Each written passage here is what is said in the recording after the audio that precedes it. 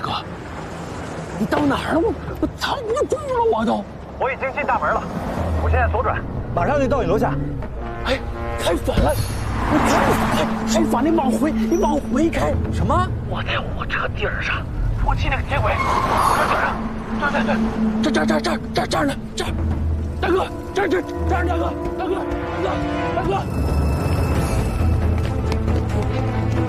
我看到了。 别跑！行。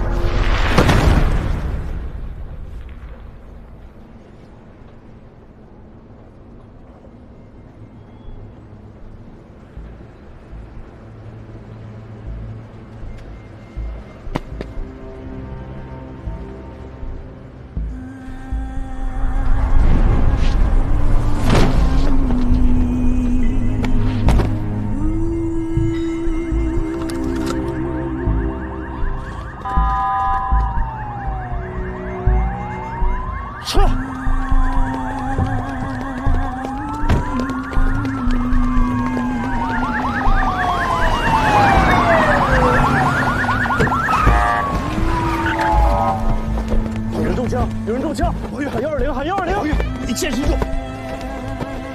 王月，我。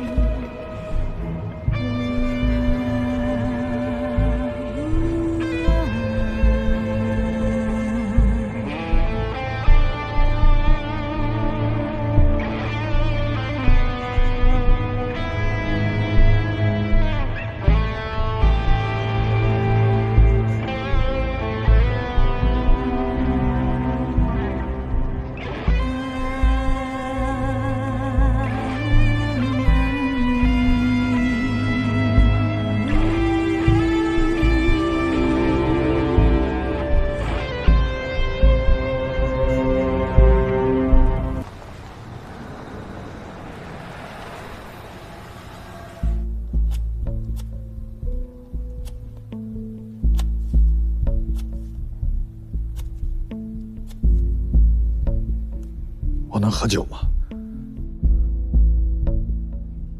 因为你是政法干警，我们对你有基本的信任，你才能坐在这儿接受询问，而不是被铐起来，送进审讯室，被当作犯罪嫌疑人。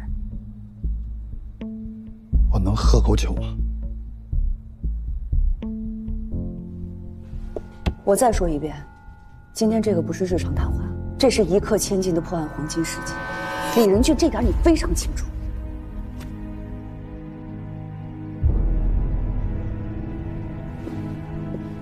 你刚才说你是去接王玉，把他接到专案组来自首，你怎么证明？现在王玉还没有离开物资集散中心就被打死，你怎么洗脱你的嫌疑？李仁俊，我告诉你，我现在随便抓一个小孩过来，他都会觉得这事儿就是你干的，你就是王玉的保护伞。眼看事情败露了，你不得不杀他灭口。你们就是这么推理案情的？那你告诉我应该怎么推理？你怎么向组织解释？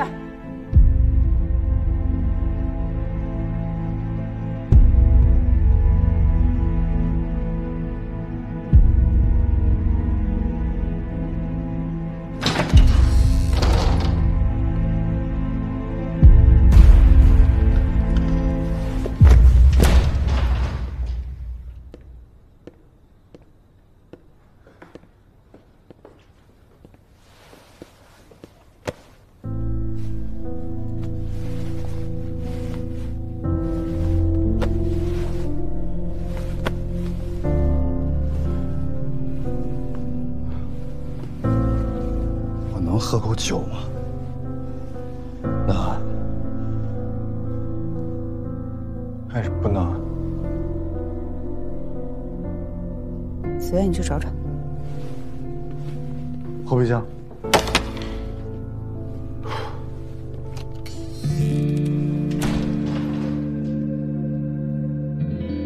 其实，作为一名政法干警，我心里很清楚。首先，要做的就是诚实坦白。如果连诚实和坦白都做不到，那法律的公平正义又从何说起呢？可是，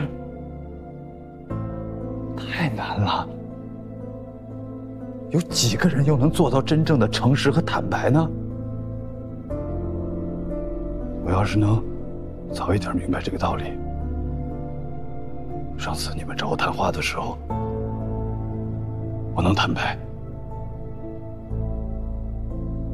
也许王玉就不会死啊。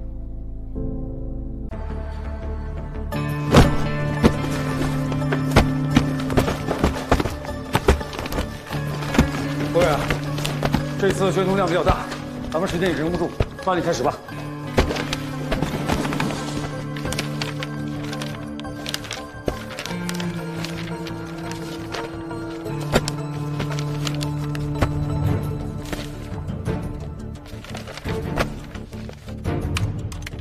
根据目前掌握的证据，万海所涉及的2项重要指控——强迫交易罪、故意伤害罪，均已推翻。基本已经确认，万海黑社会性质组织案为错案，516矿山事故是基于此案后续的一起恶性案件，还在调查。您看，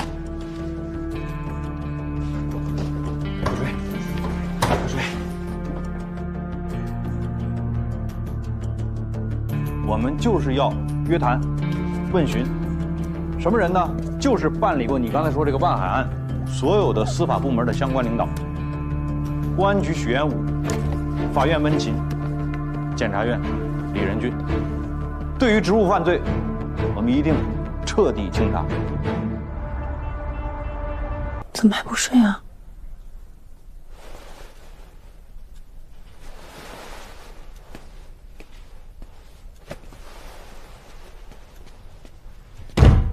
我今天接到了专案组的通知，明天要去接受约谈。专案组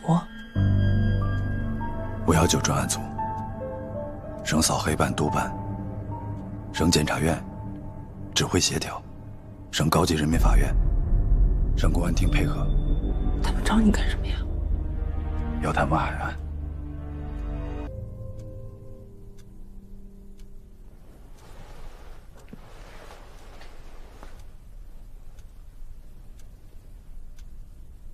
我再问你一遍，你们都是正常的业务往来吗？矿难是他做的，事实上我已经成为他的保护伞了。事实一，你妻子柳韵和陈胜龙在工作上有交集，部分业务有往来。以你妻子柳韵为主导，你们共同购买了天龙集团开发的房地产项目，叫做大都西山。在万川矿业矿山发生矿难之后，你们夫妻共同决定补齐这个房产差价。客观事实二，万海案宣判之后，从政法委书记蓝景明到法院庭长温琴，市院检察长李仁俊及其妻子柳韵，东平市公安局局长许元武等人齐聚在陈胜龙天龙集团旗下的餐厅，并且陈胜龙也出现了。事实三，万海案宣判没多久，你又见了一次万海。你要找他干啥？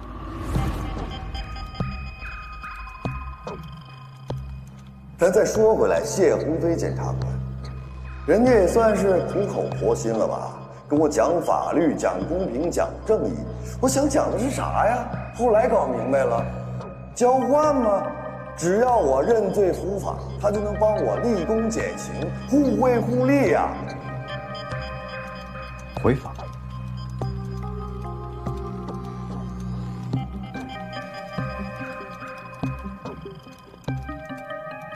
那你见王玉也是回访吗？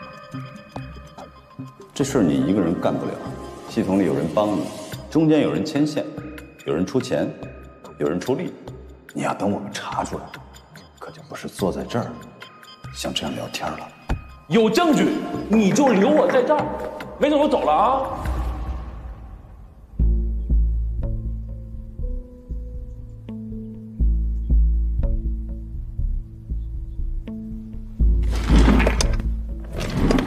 那你见王玉是干什么？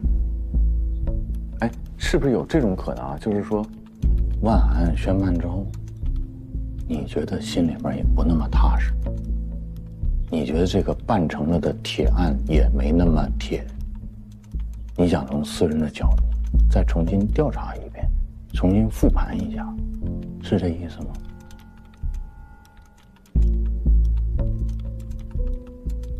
你这次重新调查有结果吗？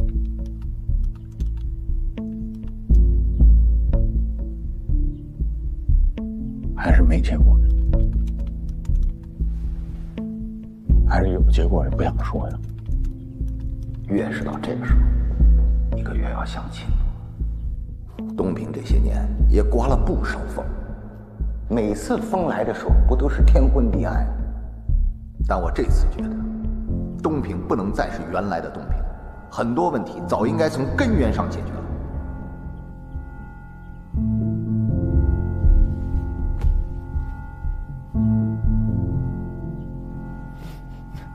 洪亮，你是说这么一大圈，其实就是想说我是保护伞。哎，没关系，没关系，你完全可以大胆猜测，但是我请你，我拜托你小心求证，请你拿出证据来。如果你没有证据，你不能让我自证清白。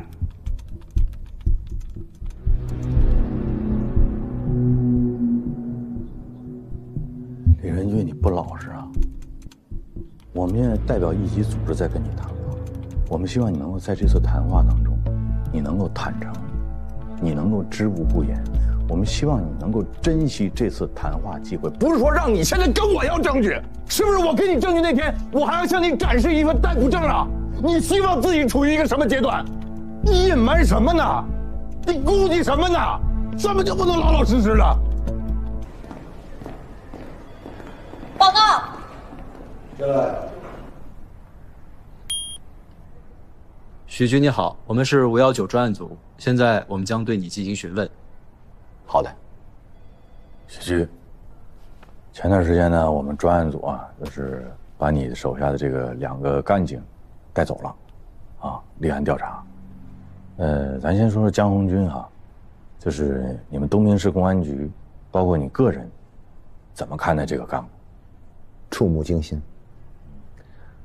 江红军这样级别的一个警员，在他的家里愣搜出来300多万现金。许局，不好意思啊，段一强啊，就是在江红军家里边搜出现金，甚至说300多万，这些信息您是从哪里得到的呢？跟我说这个金额的人啊，就是第2位被你们请进去的那个孙飞。在出事之前呢，他来过我办公室，希望我能到省里给他说说情，然后帮帮他。我记得我当时是这么跟他说的：当初可是你们主动争取的这些案子，我交给你们是出于对你们的信任，更是蓝书记对你们的信任。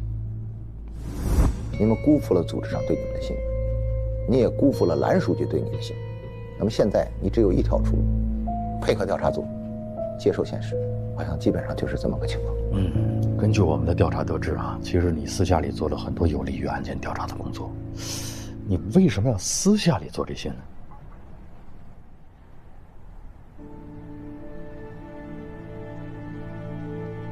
这么说吧，在公安机关工作这么多年，有些案子的办理是具有高度的保密性的，牵一发而动全局。私下里做一些调查，是为了不影响案件侦破的大方向。那么在您的治下，江红军这样一个级别并不高的一个警员，直接受贿，现在已经查明了是323万。孙飞又出现各种各样的问题，那么您作为东平市公安局局长，您觉得自己应该承担一个什么样的责任？洪亮，我可以掏心窝子的跟你说，做过我们这个工作的都知道，什么最重要，那就是业务，也就是破案能力、破案率。上级领导的压力，追着破案，底下又有家属在闹，我不能够面面俱到，我得抓大放小。你应该理解，孙飞他是半路转调到公安系统的，所以他接受我党和政法系统的教育不足，在诱惑面前没能守住底线。但是孙飞他们出了问题，也是他们个人的问题，是小概率事件，不代表东平整个公安系统的形象。你要是说我有责任，我承认我有一定的领导视察责任。好的，我了解。我还有一个问题啊，徐局说，就是大概是在今年的3月10号前后，您向别人展示了一份乔振兴死亡当天的行动轨迹，你这是出于一个什么样的考虑和目的呢？你先坐会儿啊，我去个厕所啊。那你看看这份文件。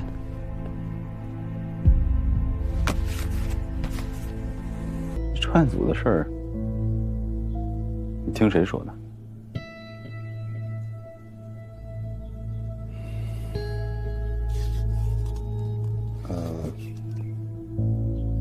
谢鸿飞。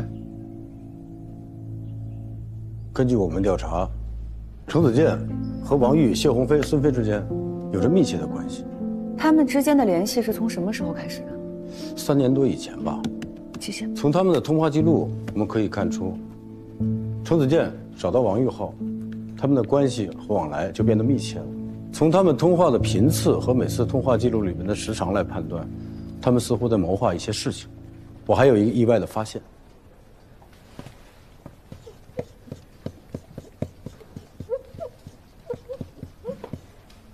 温情，东平中级人民法院刑一庭庭长，万海案的主审法官。没错，除了江红军、陈有才之外，程子健和所有人都保持着紧密的关系。而陈有才和王玉之间有联系，江红军和孙飞之间有联系，关系层级出来了。程子健是核心，这其他的人都是万海案的关键人物，而且他还是李仁俊的妹夫。司法前科。其实程子健的履历并不复杂，研究生毕业以后进了县检察院，5年前离的职，到东平不久就去了天龙集团，在天龙集团任法务总监。很快天龙集团注资，他就成立了自己的律所。白哥，我跟你坦白啊，其实我跟老谢的关系不错，我俩在当时县检察院的时候我们就认识了，通过万海案我们更熟了一些，所以我们俩在万海案的时候也相互有一些照应，人情世故嘛。哥，这件事儿你看破不说破。你们单位现在负责万海案，然后就把万海辩护律师这位置给他了。他觉得我这案子拖的时间太长了，跟我说能不能换一位律师。我说我律师挺好的，为什么要换呢？他没搭理我。没成想，过了几天，张文金变成了黑社会同伙了。再没过几天，乔振兴死了。2次尸检这事儿，我给你们单位就你一个人打电话，你就给谢鸿飞打电话，谢鸿飞就……谢鸿飞给你打电话，你俩聊啥呢？应该是聊万海的事儿吧。我俩打电话能说啥呀？在东平，陈总也算是我的亲人，子健就是我的亲弟弟。我其实就是想问你啊，你跟陈胜龙到底什么关系啊？啊？你们俩应该不是这种单纯的雇佣关系吧？这陈总到底是个什么样的人？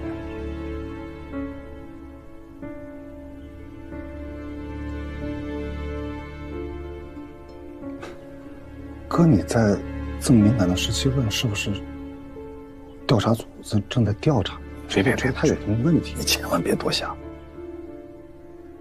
我确实查过他了，但我就是觉得这一家公司，你说从没有到有，所有的资金都来自境外。陈总这个人也是，就是我查完之后，我会觉得这不科学。你懂我说这意思吗？哥，你上手段了。不是，我真不理解这是为啥？是他们有问题吗？还是说了，你别多想。你这样，你换一个角度想一下啊，你就说，房子是不是退不了？你嫂子还得帮他弄着什么矿山、什么新能源这些事儿。妍希马上跟你又要结婚了，你说咱们这一家人跟这商人，这关系，我跟你嫂的这个身份，你以前也穿过冠衣啊，对吧？你不谨慎行吗？你现在这个形势，换你怎么做？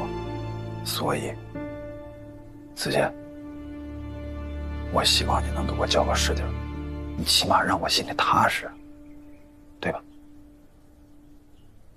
天龙集团是他的金主。是，根据财产调查报告来看的话，程子健的个人财产跟天龙集团息息相关，而且他律所所接的案子也几乎都跟天龙集团有关系。他现在还住着天龙集团开发的房子大都西山。基本清晰了，印证了你和洪亮之前的推测。王玉把这些人纠集到一起，制造了万海案，目的是要拿回物资集散中心。而东平的某些人为了博取扫黑的业绩，有意无意的成了帮凶。我们顺着程子健这条线摸到了陈胜龙以及天龙集团的所有信息。目前，天龙集团是东平市首屈一指的大型企业，最近又开始涉足新能源产业，这就和万川矿业产生了联系。怎么说？天龙集团要买下万川矿业，当时管委会的副主任柳运还带着他去考察过，但是没有谈成。啥回事？就在咱们专案组到来之前。矿山事故发生之前。您接着说。15年前，他因为一起交通肇事被判刑，坐了1年的牢。出来以后，他就去了一个叫大成矿业的公司做了业务经理。2年以后，成立了天龙集团。他这2年发家够快了呀，那他这公司就一点异常都没有吗？当时公司成立的时候呢，注册资本是1个亿，可我们调查发现，没有其他公司注入资金，完全是陈胜龙本人100%出的资。没学历，没背景，他白手起家啊！还不止这些，天龙集团在东平一直从事的是房地产开发和城市改造。东平好多的楼盘，有知名度的，全部都是他们开发的。特别值得一提的是大都西山这个项目，目前是东平市最高端的住宅区。大都西山不是你之前去的那个地方？所以我们对大都西山也进行了深入的调查，结果发现东平市不少司法人员在那儿都有房产，包括孙飞、温琴、江红军，还有李仁俊，但落名是他的妻子柳运。这位陈总倒是对东平的领导都很上心啊，这都快给他建成家属院了。现在把焦点放在陈胜龙身上，黄老师，咬死他，有任何情况第一时间通知我。好。2位组长，张检电话。散会吧。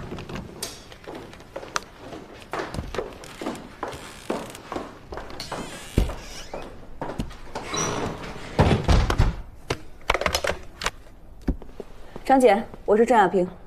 你好，我是洪亮。刚才严书记已经把专案组进驻的事情告知了东平政法委。你们现在已经转入阵地战了，也不用再投鼠忌器，现在应该尽快的撕大口子，快速突进啊！不要给他们以任何喘息的机会，防止他们相互勾结，订立攻守同盟，给我们的办案增加难度，知道吧？请领导放心，我们一定会全力以赴。好。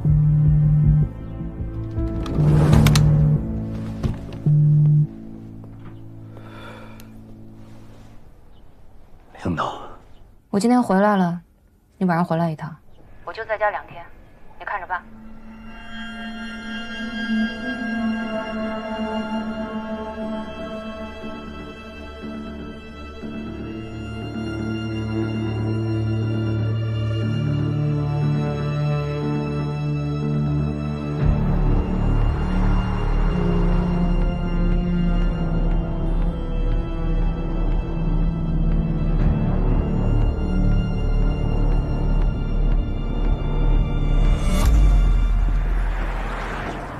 接到通知了，看来这把火是要在东平烧起来，来势汹汹。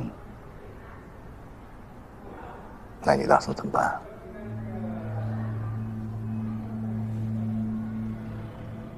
你呢？据我了解，你应该是不会引火上身。孙飞、江红军这2块料都是我的手下，都抓进去了。省院11部是干什么的？全员出动，查什么不是一目了然吗？我能脱得了干系？那你怎么还坐这儿这么淡定，感觉置身事外了似的？这话得这么说，孙飞、江红军干的事儿，那是他们自己的事儿。他们这种害群之马，早就应该接受组织调查。那你不得有领导责任吗？我承认我有领导责任，我可以接受任何处分。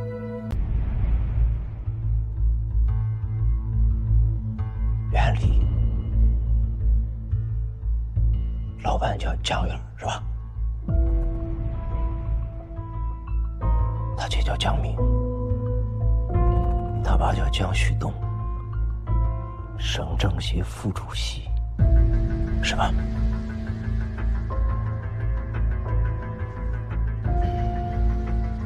你们以前认识，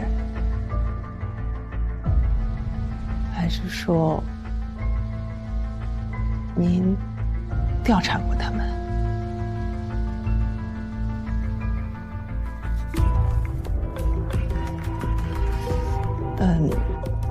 您要不要考虑跟他们合作呀？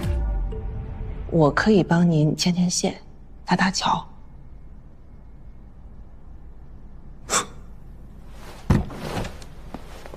刘志伟，边吃边聊。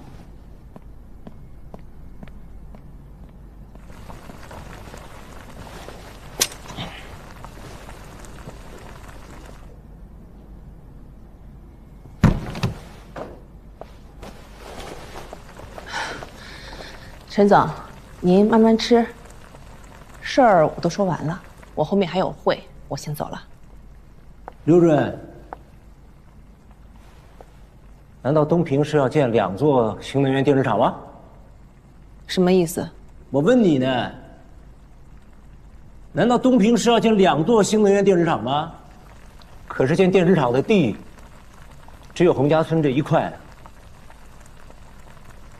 所以我只要洪家村。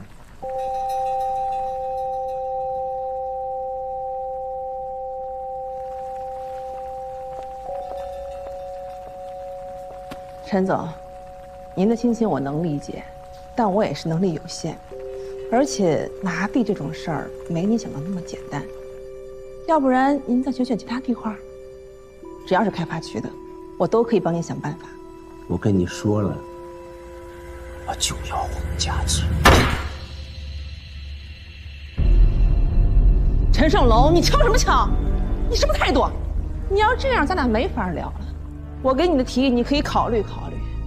你要能行，咱俩回头再说。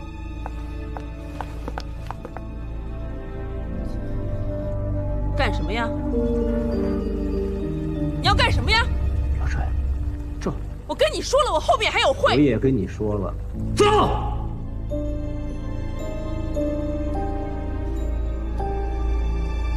你跟我玩黑社会这套是吧？好，你说。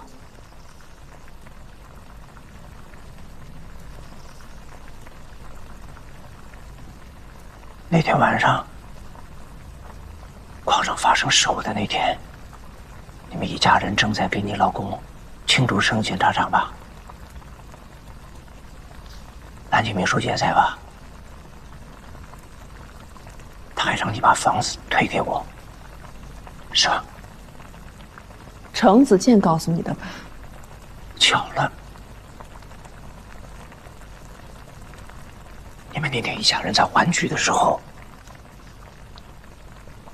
玩家的矿。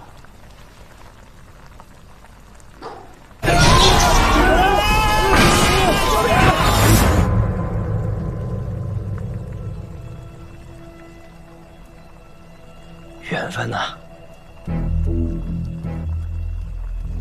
这算是我给你们送份大礼。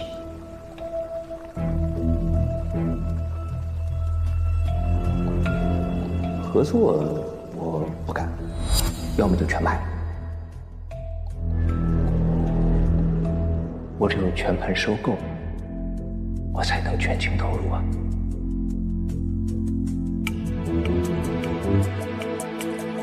矿，我们还是要买的。玩家没权去赔偿，没法去善后的这个部分，我们也是可以承担的。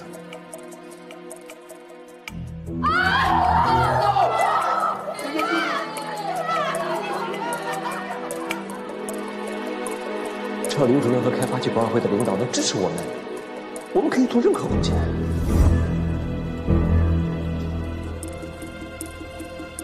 不客气。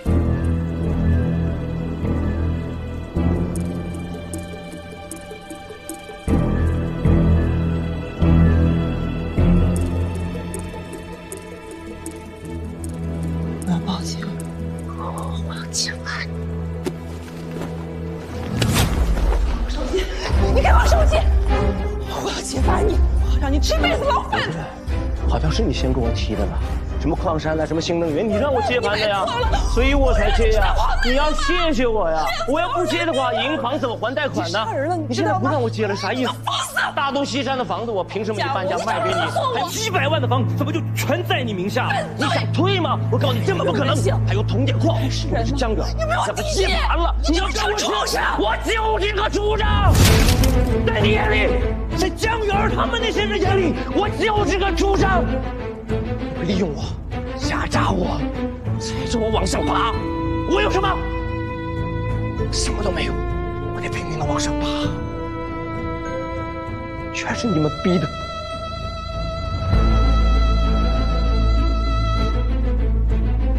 宋彦春向您报告。什么风把江南市局的人吹到我办公室里来？啊，坐坐坐。哎呀，老宋啊，我还不知道你这叫无事不登三宝殿。说吧，找我什么事儿？我这次到东平公办有个案子，需要调取516万川矿业生产事故所有的监控视频和乔振兴的尸检报告。学姐，江武军被人带走了，人现在就在江南市被控制，已经整整1天了。江南市啊，您看您这儿能不能给予协助啊？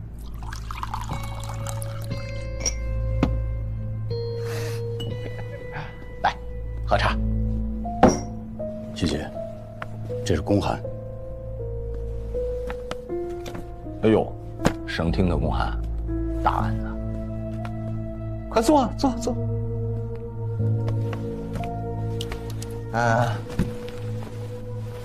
我先表个态啊。你们需要我们局协助做些什么，尽管提，我们全力配合。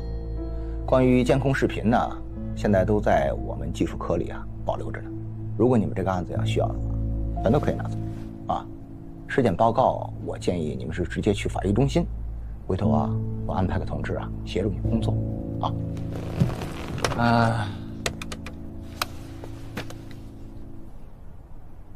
刘主任是这样省厅这块有个案子有公函，江南市局的支队长老宋就坐在我这儿，待会儿他会去找你，全力配合，提供方便，好吧？哎，好。待会儿你去找刘主任，顺道让他给你开个介绍信。你们外地公安在东平市办案，有了这个介绍信各方面都方便点。太感谢了。你看看，还有什么其他的事情需要我们提供协助的？没了。那我去找刘主任了。好，文杰，再见。嗨，老宋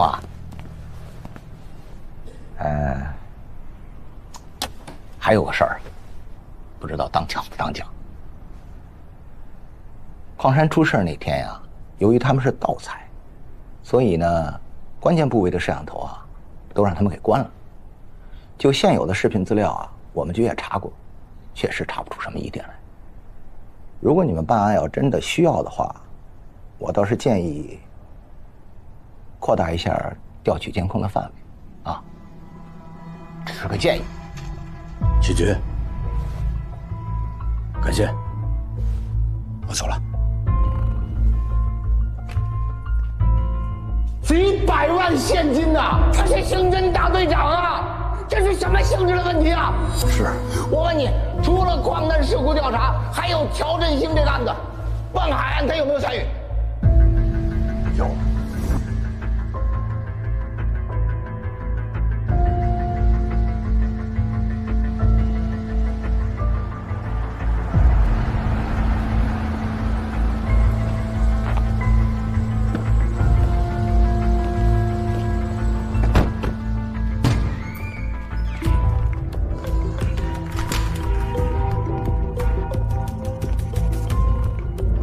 在这儿等我一下。好的。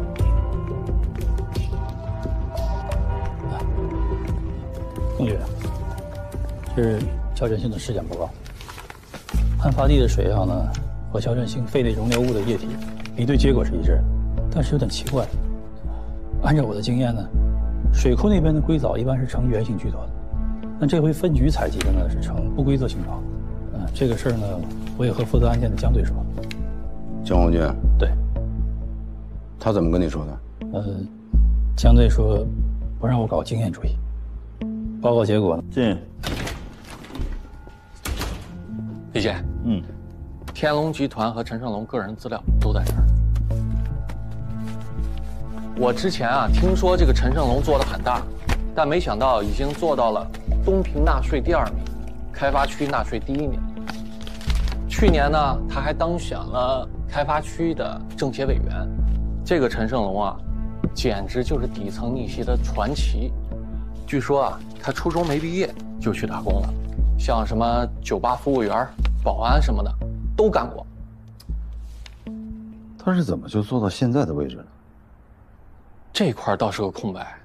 我问了好几个做生意的朋友，他们都不知道，只知道现在他们主要做房地产和城市改造。咱们东平比较有名的几个楼盘项目，像天龙望月、大都望月，都是他们的代表作。其中，最新的这个大都西山，无论是地理位置还是楼盘品质，那可以说是有钱都不一定能买到的。可您送这么大的房子，是不是有点太贵重了？一点都不重啊！子健是人才，因为他的到来，我们天龙集团现在越来越好，一年一个台阶。我是觉得3栋房子不够。这就是一个降价处理的尾盘，谁买都是这个价格。对了，我去税务查天龙集团资料的时候，听说乔主任也去查了。老乔查过天龙集团？是的。什么时候？算时间的话，应该是乔主任出事前不久。嫂子，之前是您把机会给了我们，那正需要我们出力的时候，我们怎么能就这样就撤了呢？你们能这么想，我真的很感激。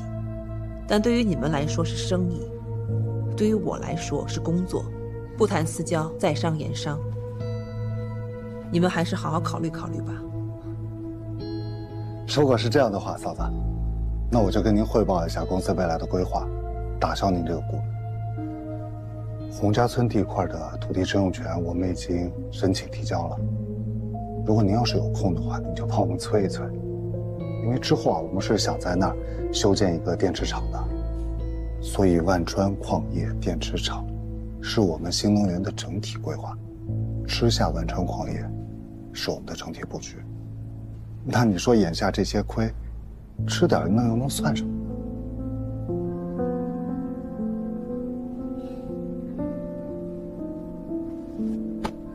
既然这样，那我表个态，你们的新能源项目，我一定全力支持。好，那就谢谢了。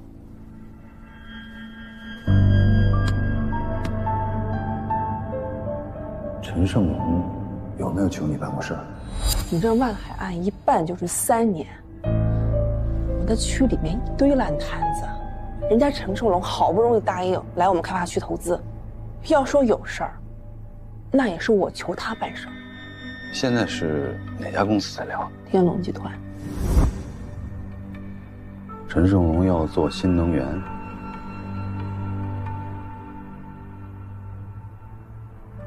万海的矿里发现了铜镍，老乔生前去查过天龙集团，有什么问题吗，李姐？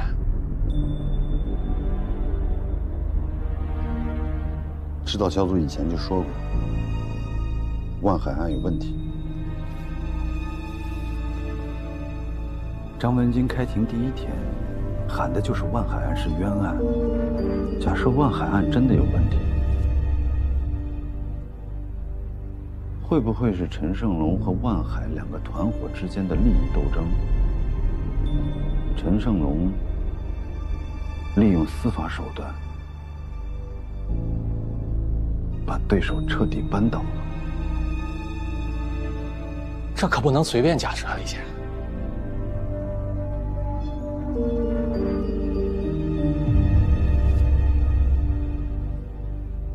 我老婆柳韵是开发区副主任，帮助陈胜龙收购了万川矿业。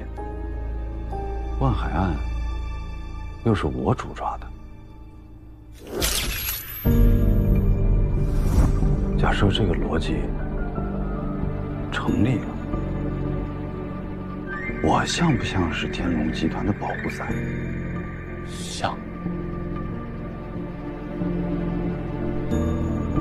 像吗？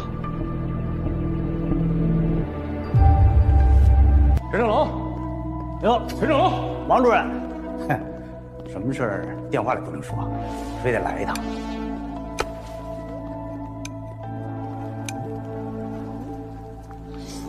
今天万海见完他兄弟，暴跳如雷啊！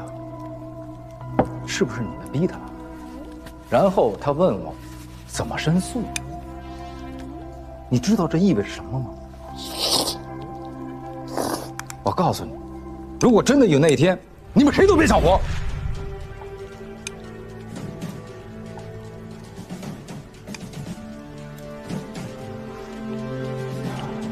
我来呢，就是想提醒你一下，这事儿该怎么办呀？琢磨琢磨。哎，琢磨琢磨。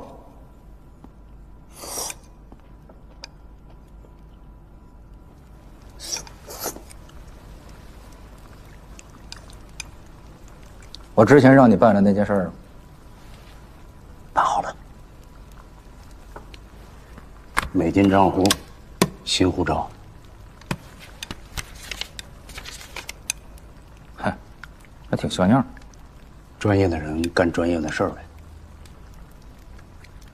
王主任，这事儿呢，还得麻烦您盯紧点儿，您多费心吧。盯。哎呀，是盯着。但是你们呢，也别把他逼得太狠了。就那矿糟蹋成什么样了，还觉得不够啊？差不多就行了。别以为什么事儿我们都能替你铲平。当年的事儿能办成，那也是靠上面那位。要不你以为谁愿意冒着险接你们这种破事儿？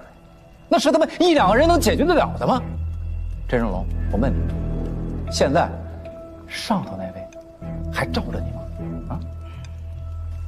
所以啊，搞清楚，没完没了的，见好就收吧。出了事儿，谁都跑不了。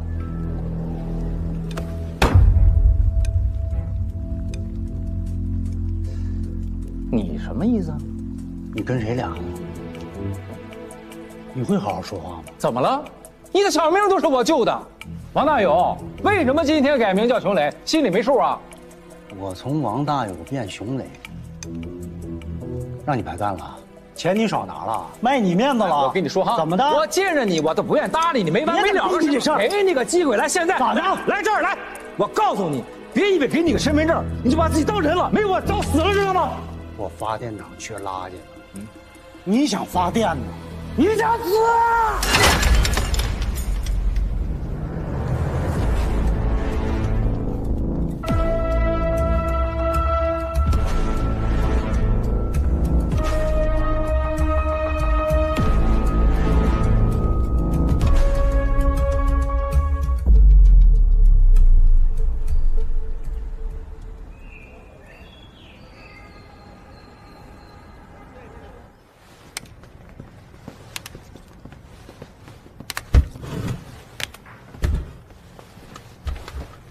各位看一下啊，今天是我们专案组成立以来第一次实施抓捕。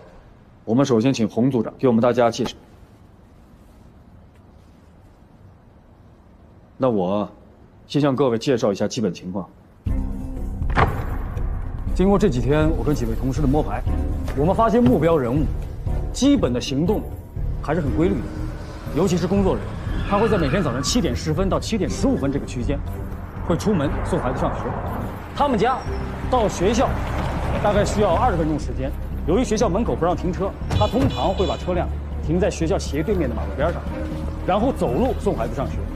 大概5分钟之后会返回车辆，然后开车去单位。那接下来我向大家宣布一下，由洪组长和法警队胡志南队长共同制定的抓捕方案。首先，我和小张去目标人物家的地下车库进行蹲守。 只要目标人物一离开，我们会立刻上楼。咱们法警队胡志安队长会带一队人，会在学校门口进行布控，择机实施抓捕。现场由我指挥，我对讲机是1号，那就劳烦各位调到11频。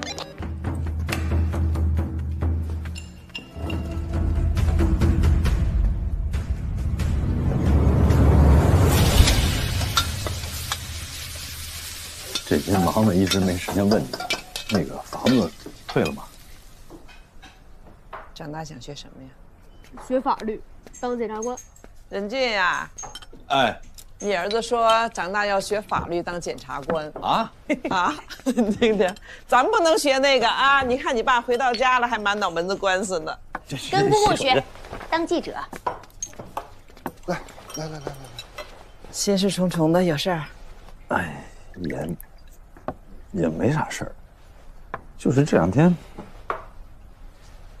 有点懵，老想起刚进市院的时候，那时候吧，就立下志向要当检察长。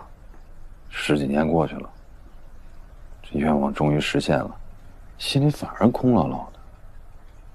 太紧张了，过一阵就好了。 小姨，开饭了。好，来，请入座。来，上座。一坐在这长10岁。孩子呢？谁让您的家长呢？其实咱一家人在一块吃个饭就行，你不用搞这些名头。那怎么行？你现在都升为李检察长了，你又不能出去跟那些同事们聚餐，咱自己在家还不能好好庆祝了。这生活需要仪式感，懂不懂？是不是，检察长夫人？ 你少来，不过咱们一家人确实好久没聚了。小姨，您发个言，咱们就让我发言，他老说我官话套话是吧？我今天是来蹭饭的。那个任俊，你说2句吧。大都西山的房子你为什么不退啊？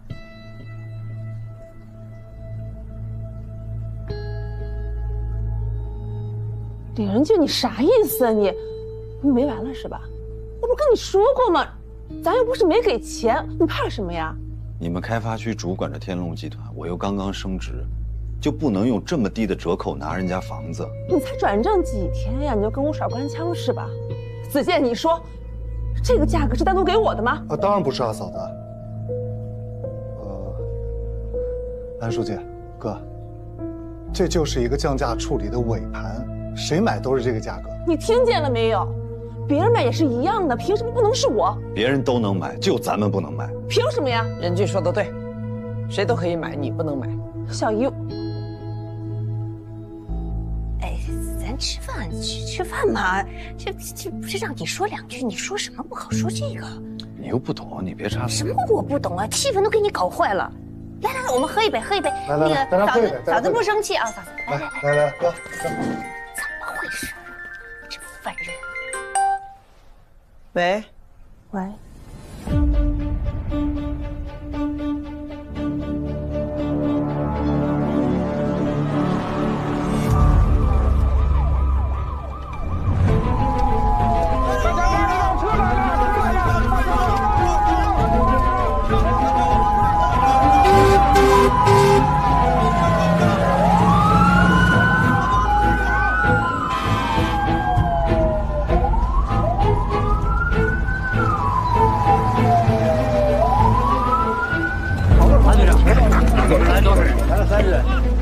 房间里面什么情况？现在是灌龙掉下去了，里头有多少人？现在了解情况是15人。你们救护车来了多少？目前来了5辆，不够，再这样，跑得出去。慌张了，慌张，现在正在帮着处理，请帮我跑。哎，绳索，人顺着绳索能下去，绳索也下不去。怎么回事？这个矿，你已经疯了吗？偷着死。哎，王书记来了。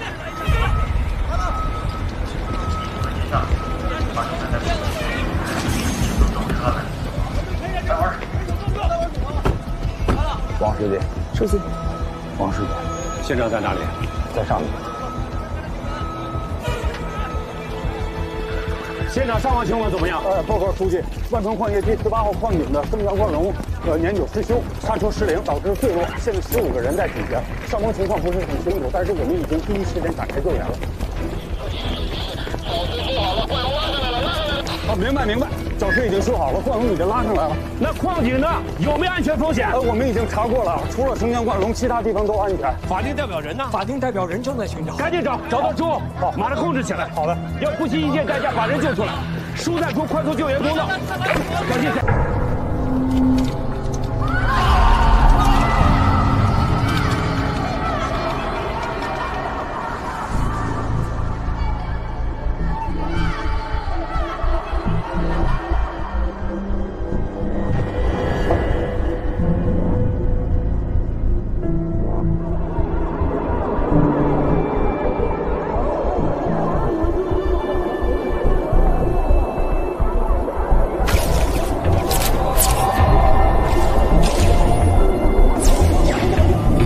同志们，事故发生后，市委紧急召开常委会。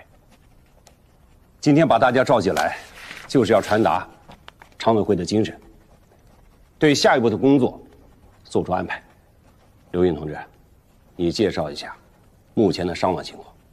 7名受伤矿工已经脱离危险，6名重伤矿工仍在抢救，有2名矿工在救出时已失去生命体征。事故处置核心是伤病员，后期医疗工作这一块，刘运同志你一定要盯好。好。燕武同志，事故原因确定了吗？根据调查，初步判断是这个矿井的升降灌龙牵引系统出现老化，存在安全隐患，导致载人升降梯从小到大，你都没伤我，你当着他的面伤我。你是在扇你自己的脸吗？听好了，从现在开始，什么都不能碰，矿不能碰，第一个不能碰，一切由我来决定，知道吗？要是我特想问问你，俺要是没这么一出，是不是我们干完所有的活儿，您就一脚把我给踢开了？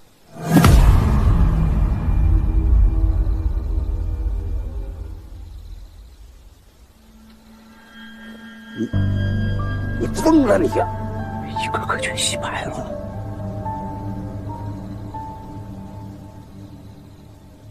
就我们黑人给你们干黑活，老师，是不是在你心里面，我一直就是一个洗煤的呀？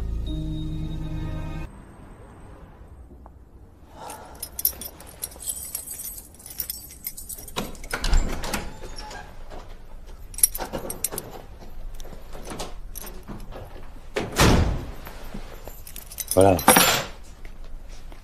没吃饭怎么办？先洗洗手，我去煮面。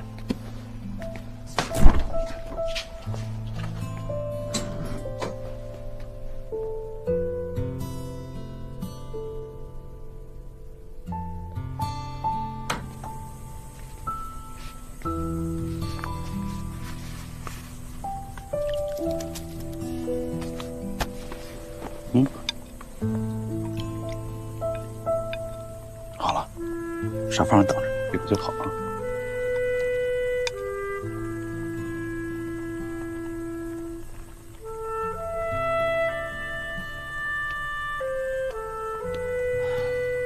你说我怎么这么倒霉？ 3年了，终于等到万海案宣判了。我眼见万家这个矿的问题就能解决了，偏偏这个节骨眼出事，这矿难一出，这谁还敢接呀？等过段时间再好好聊聊呗。估计没戏。也是，能接这个的，公司肯定都得有实力。哎，现在是哪家公司在聊？天龙集团。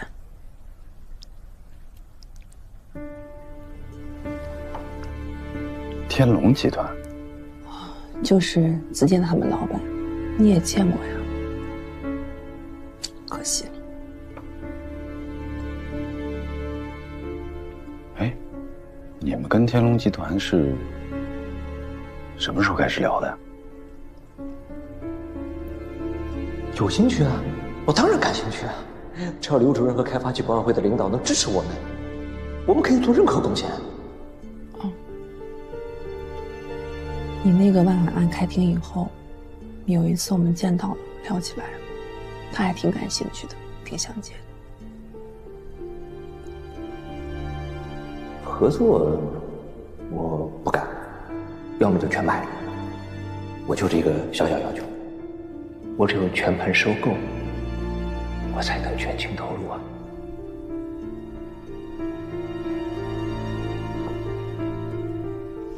你怎么了？你这个面挺好吃的，可我真有点吃不下。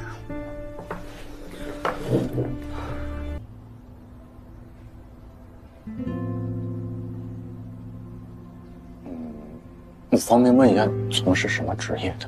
会计。因为啥呀？当年有人来财务室抢钱吧？结果呢？人抓着了没？没几天就抓着，主犯死刑，立即执行。我爸走的时候，我还小，那年我12岁。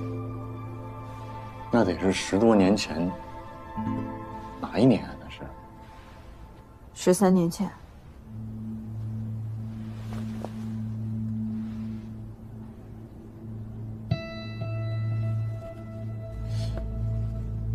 小杨，我方便问一下，说你爸那个时候生前是在哪个单位财务室？万川矿业，就是万海的那个矿。明白了，你爸是13年前万川矿业131枪击案被跳弹击伤，最后不幸逝世的那个杨会计。对。所以老乔到你家是来看你爸来了。还是他来问这个案，这个案子是铁案呐。乔振兴主任在这儿，他还跟你说啥了？那天，他就上了一炷香。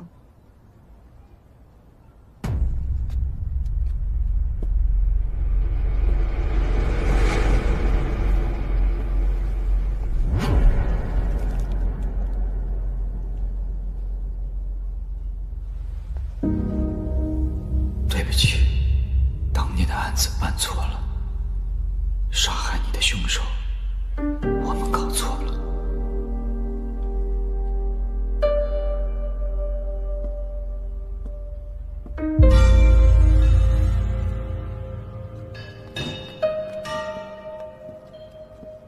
乔主任，乔主任，你把话说全了。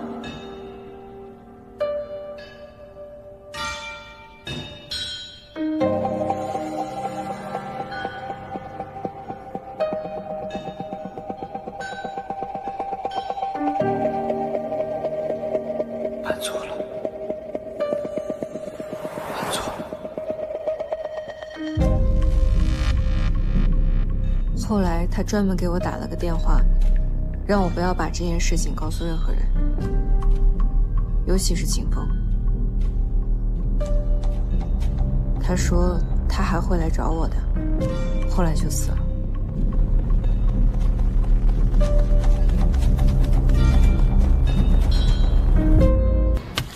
行了，谢谢四姐。你点一下，来。这里还需要您先个走。老杨，晚上喝点啊，我请。哟，我今天可不行啊！今天这矿工下矿下的晚，这会儿还得洗澡呢，我等着让发工资呢。那等会儿你不就完了吗？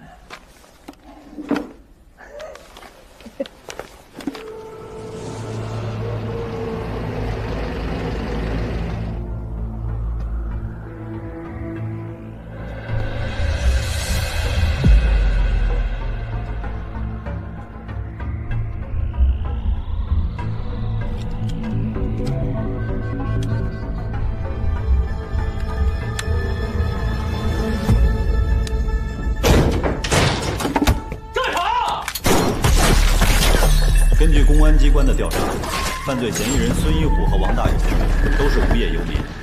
13年前的1月31日晚，孙一虎伙同王大勇到万川矿业财务室进行抢劫，当场造成2人死亡，1人重伤，后因抢救无效死亡。本院认为，上述犯罪事实清楚，证据确凿，被告人供认不讳，其罪行严重危害社会治安，破坏社会秩序，判处孙一虎死刑。剥夺政治权利终身。孙一虎，你还有什么遗言吗？签字。已对犯罪嫌疑人验明正身。带走。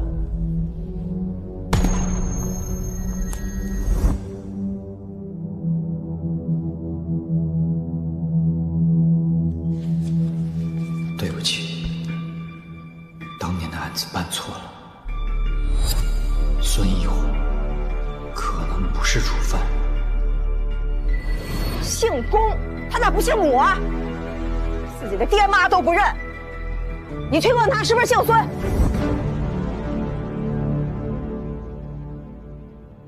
你爸的命啊，就这样。他们胆儿小，杀鸡都不敢，开枪杀人的肯定是王大勇。你爸就是被他们逼着顶的罪。说警情通报有误的是你，拉我去医院再次问杨正的是你，说去向许知汇报的还是你。那我写报告让你签字，你为什么不签？你为什么不签？说，告诉你我为什么不签？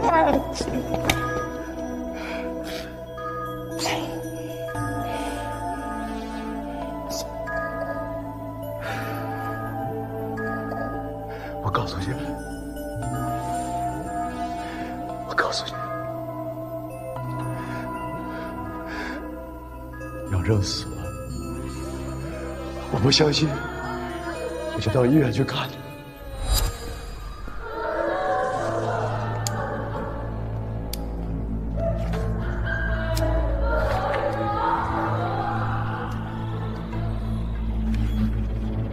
你怎么过来了？啊，对，许知跟我说了，说杨正tâm sự有病，情感慢感都能帮我经过，杨正还是死了，太寸。最近表现的不错呀，挺积极的。哎，兄弟，咱刑侦是不是缺人啊？你打个报告，让哥给你调过来，到时候咱一块儿干啊。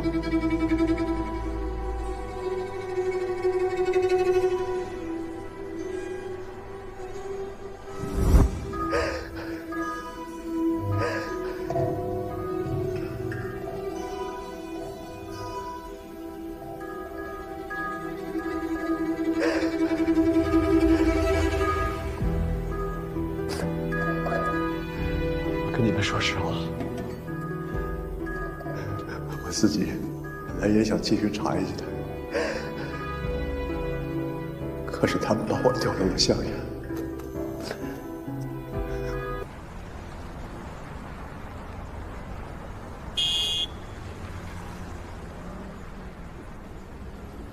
李仁俊，咱民主一点，能不能听听其他人的声音？哪怕只有1%的可能，他万一就是了呢？这后果责任你负吗？啊，你能承担得起吗？你给我讲后果？哎，你告诉我131案是个什么案子？是个震惊全市乃至全省全国的大案要案。哎，咱们除了考虑法律效果之外，是不是也要考虑一下社会效果跟政治效果呀？老百姓怎么期待这个最后办案的结果呢？还有，兰检把这个案子交给咱们3个人，为什么？组织和领导对我们有什么期待？枪案必破，从快从重，明白吗？现代司法最讲究的政治，证据这有啊？怎么没有？什么证据？谁说没有？这没有必要。整个楼道都成了你们3人吵吵，不像话！这是检察院，又不是菜市场。我过来宣布一下领导的意思啊，由李仁俊同志担任这个案子的主办检察官。我还是那句话啊，你们呐，心里头有点数，啊，大局为重。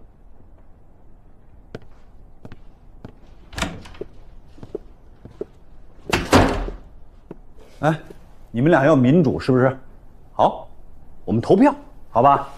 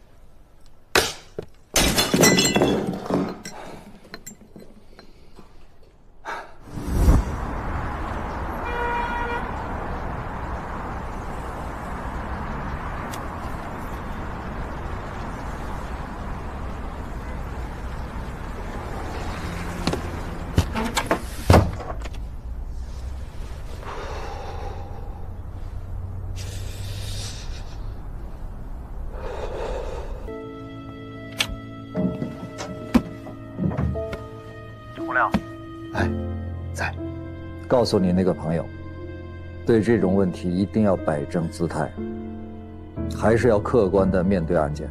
不管是目前正在办的案子，还是以前办过的案子，该汇报的就要汇报，该推翻的就要推翻。司法的公平正义，永远是第一位。记住了，洪亮，比起一个错案带来的长久的社会影响和法律影响，个人犯错的责任其实是微不足道的。你在东平的假期进展的如何？非常充实，收获颇丰。行，挂了吧。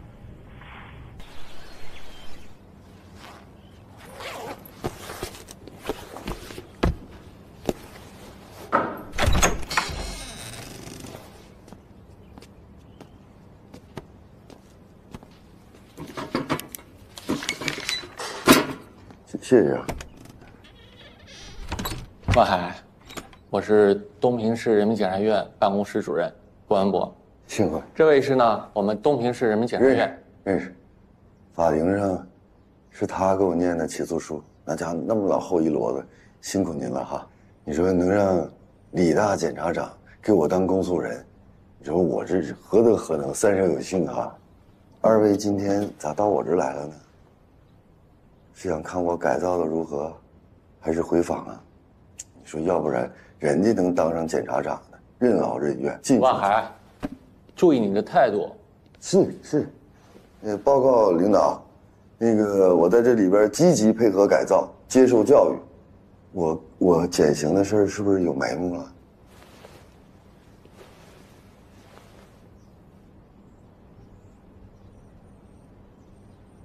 万海黑社会性质组织案，我个人认为办得不彻底。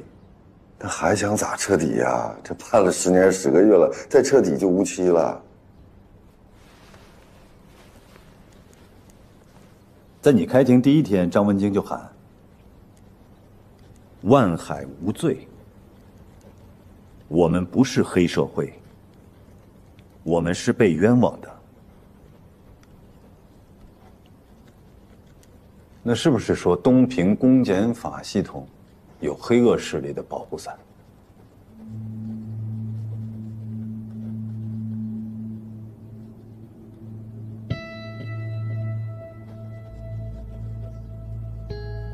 2年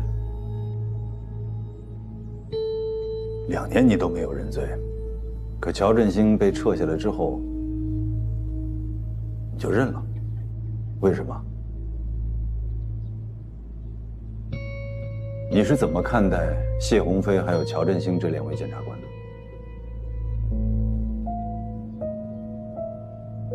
您瞅您问的这2位，如果我没记错的话，他们应该是你的团队的人吧？那他们是什么样的人，您应该比我更清楚啊，问得着我吗？乔振兴是个什么样的人，我不妄加评判。但是我觉得这个人挺蠢的。如果说他是保护伞的话，能把自己保护死了，那也挺绝的。张文京，说句实话，是乔振兴检察官和张文京替我讨了2年的公道。一开始我是相信司法的公平正义的，所以我才扛了2年呢。可后来呢，乔振兴给换了。换成了您刚才说的另外一位谢鸿飞检察官，他觉得我这案子拖的时间太长了，跟我说能不能换一位律师。我说我律师挺好的，为什么要换呢？他没搭理我。没成想，过了几天，张文京，也就是我的律师，变成了黑社会同伙了。再没过几天，乔振兴死了，震撼啊！李检察长，不得不服啊。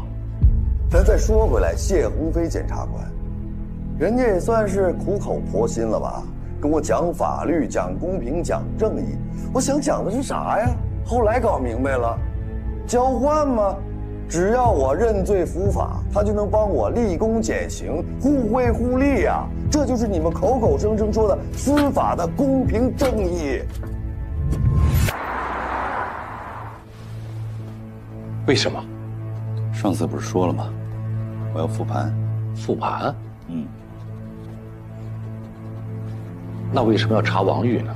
如果调取他4年的通话记录，这可是要被记录在案的呀。你走程序，我批。李健，什么理由呢？案子都判了呀。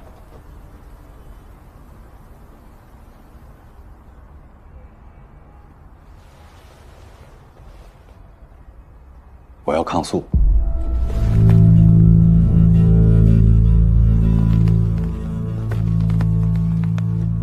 我掌握了一部分证据。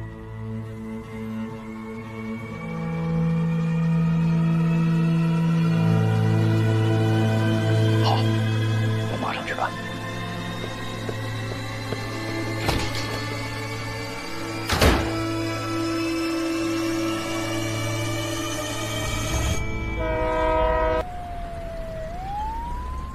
子健，你看看这个啊，这些都是你的电话号码呀。这明眼人一看就明白，3年前你就开始跟王玉来往了。这可是万海案发之前呢，怎么办？明天一上班，我就要把这份东西交给李仁俊。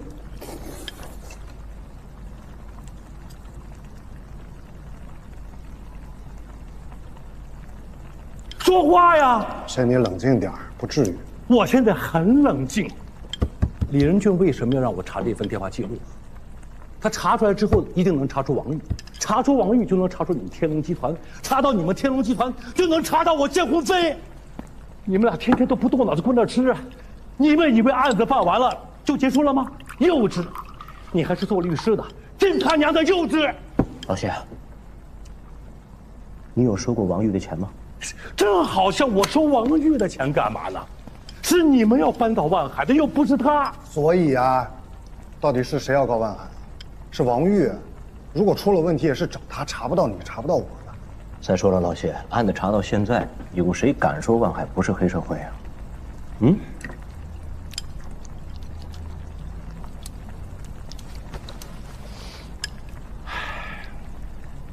行吧，行吧。我明天上班就把这份通话记录交给组织了。陈总，程律师啊，之前的咱们就不聊了。案子既然判了，我也算是完成你们交代给我的任务。这些呢，都是你们之前给我的。哦，这卡上的钱我一分都没动。老乡，你这是干嘛？等我说完话。这是，咱们还都是朋友，好聚好散啊。以后呢，你们也别再来找我了，求求你们，求求你们，从今儿开始，咱们就装着谁也不认识。老谢，哎，哪有收的礼退回来？来，你什么意思啊？程子健，你拿着，你什么意思啊？不，咱这么多年了，你没有功劳也有苦劳，得拿着。你别跟我提功劳苦劳的事，我这有苦劳，我你自己也得为老娘吧。你少提我老娘！我告诉你，不许你说。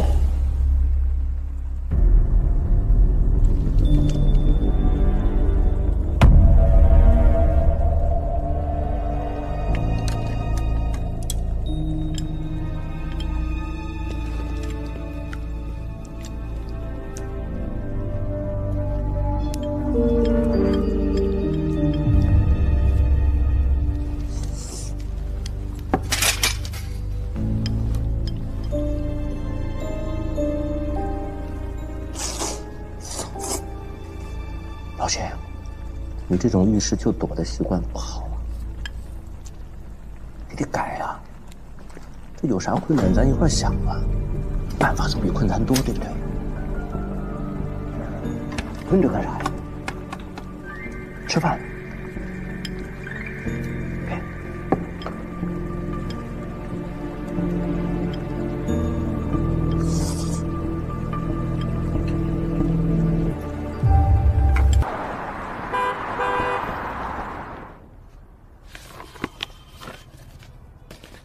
你真要抗诉吗？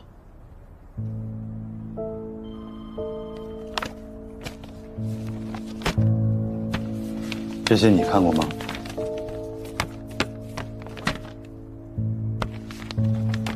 你觉得有问题吗？李姐，万海案已经结案了，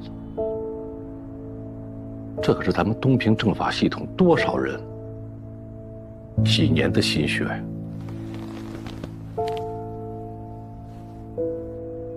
我当然知道。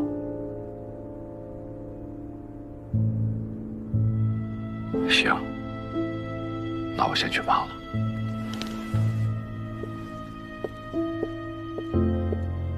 老谢，你知道我为什么让你去办这事儿？我希望你还是那个我信任的人。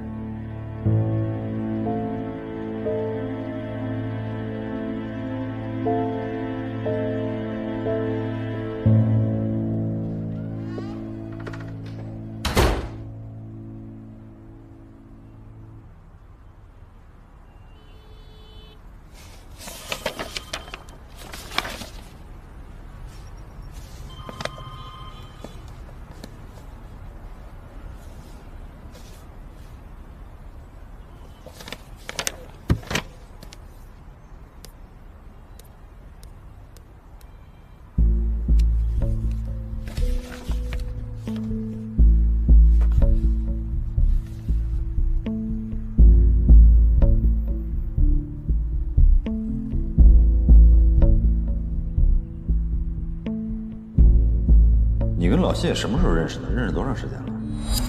得有挺多年的了。你要说我们俩怎么认识的，时间太久，记不清了。没想到你跟孙局这么熟哈，万海案你们配合的挺默契。我跟孙局配合的挺好，这么多年了，互相都非常信任。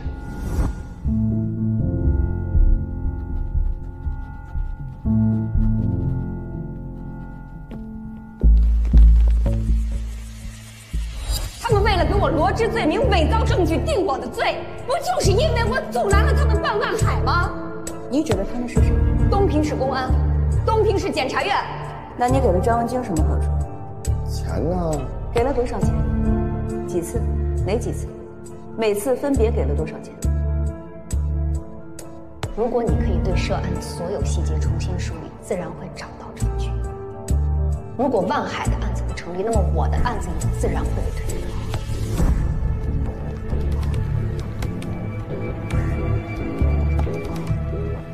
王玉举报万海根儿上是为什么？不就是因为万海侵占了他这个集散中心吗？啊，那侵占当时他怎么不说呢？他不但没跑，他完了还给人家万海跑那儿打工去了。伤害案完了，该抓的该判的，半年了他才拿这个事儿说事儿，也是他在等什么呢？如果说王玉有问题，那就证明万海案整个这个案子能做不实诚，你自己心里有点数。可后来呢，乔振兴给换了，换成了您刚才说的另外一位谢鸿飞检察官。他觉得我这案子拖的时间太长了，跟我说能不能换一位律师。我说我律师挺好的，为什么要换呢？没成想过了几天，张文京变成了黑社会同伙了。我觉得张文京有问题，于是就让孙举去查了查，果然还真有问题。咱再说回来，谢鸿飞检察官，只要我认罪伏法，他就能帮我立功减刑，互惠互利呀。洪亮，老乔的死，起码在你心里是有疑点的，是不是？说话呀！所以呀，那天你和郑亚萍大晚上去我们家给我做工作，说省里会派车拉老乔去做2次尸检，可结果呢？现在呢？现在这地底下埋的是不是老乔，我都不知道。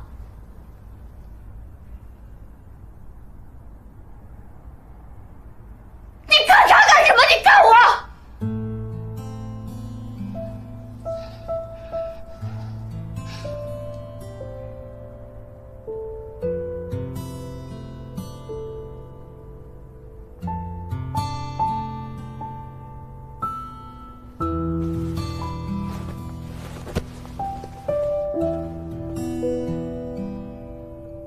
那天，我带着我们家孩子去永清河给老乔烧纸，我发现山也青了，树也绿了，冰也化了，雪也没了。可谁还记得我们家老乔是在永清河里边捞出来的？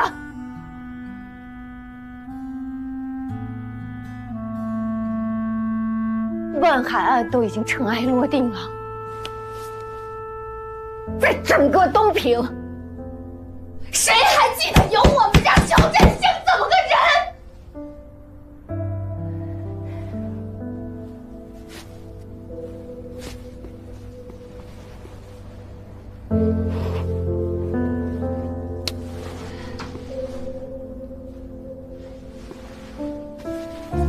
你要说没人记得，那他还有影响，就是他们认为我们2个就是贪官的家属，我们就得背着骂名躲躲藏藏一辈子。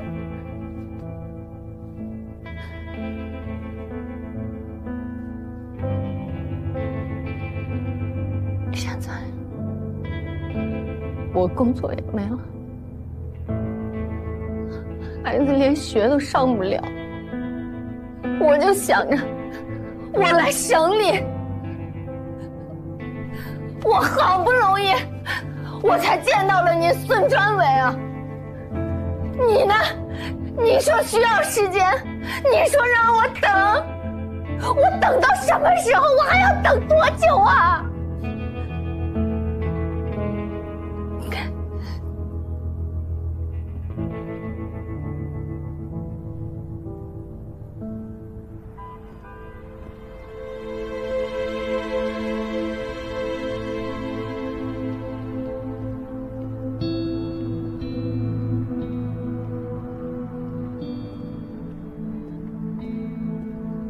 洪亮，经党组研究，准备调曹野来接替你的位置。这个小曹你是知道的，业务能力很强，有担当，就是脾气有些急。移交工作的时候，你一定要多些耐心。另外，你得劝你张怀恩，他也想调职去一部。大家都不喜欢在11部干，看看你带的好头。疼什么呀？安抚安抚他。曹嘛，我手拿把掐，分分钟安抚到位。什么小曹？小张张怀恩，小曹是要移交工作，小张是要劝他留下来，安抚他留下来。对。回头移交工作的时候，把这个材料交给小曹。哦。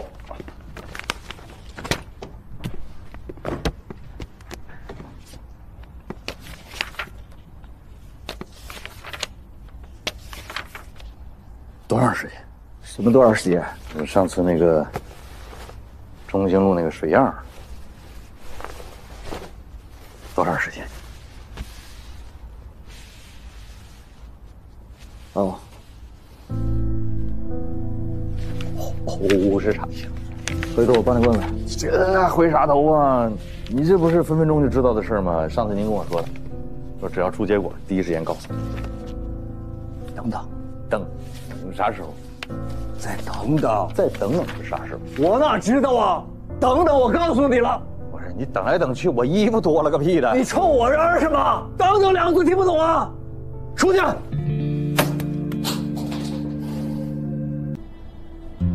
我最近就发现啊，就是我们单位有一些这个极个别的领导同志，在快这个问题上做的不是那么的到位，有点磨磨唧唧，甚至说耽误工作。胡亮，你说谁磨叽呢？我说极个别领导同志，请不要敏感了。你就比方说啊，说这个我在中兴路采的那个水样报告我交了，等这么长时间了，那结果呢？你再比如说啊，乔振兴同志生前留下那个 U 盘，哎，我也交了，也等这么长时间，那结果呢？你再比方说啊，说烧尸工雷广发跑了，说让我相信东平公安，东平公安也查了一段日子呢，那结果呢？乔振兴同志家属周梅这两天来了，人家来问，结果呢？结果说他让人等等。哎，你跟死者家属，你跟人说等等，有这么说话的吗？有这么当领导干部的吗？你不用敏感了，就说的是你。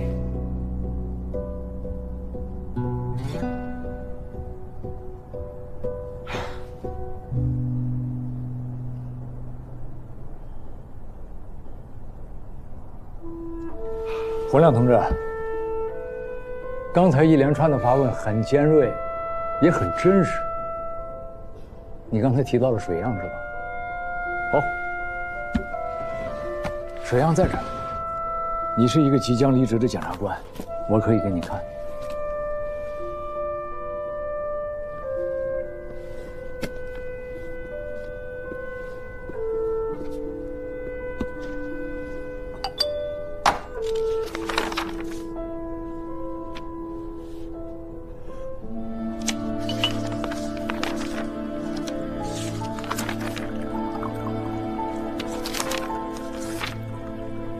张姐，东平那份呢？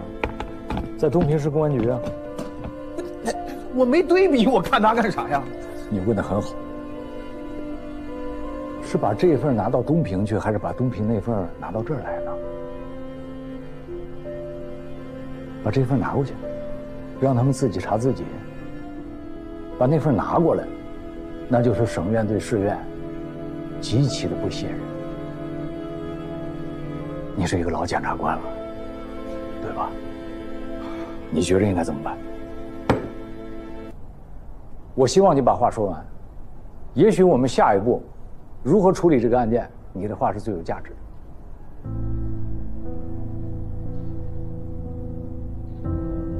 好，张姐，那接下来我说这些话呢，如果您不打断，我就自动默认您同意了。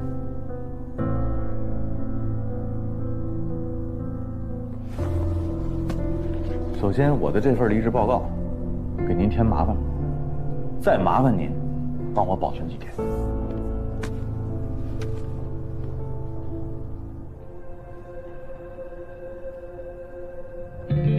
第二，孙传伟，请你给我提供一份打好包的半年之内的乔振兴同志生前的银行流水和通话记录，明天早上之前必须给到我。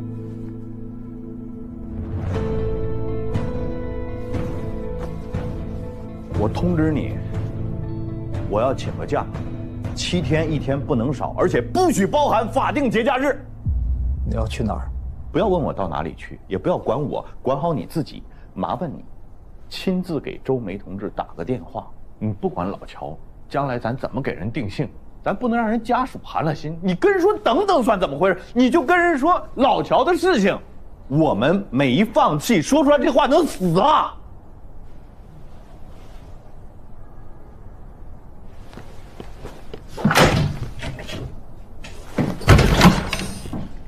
张姐，我走了。我呢，现在就要让他们看看，11部不是吃干饭的。11部的检察官，哪怕说要离职了，我们也能遇佛杀佛，遇鬼杀鬼。我们要证明，首先我们不光是检察官，我们还是一个堂堂正正的人。一把快刀啊！走。好。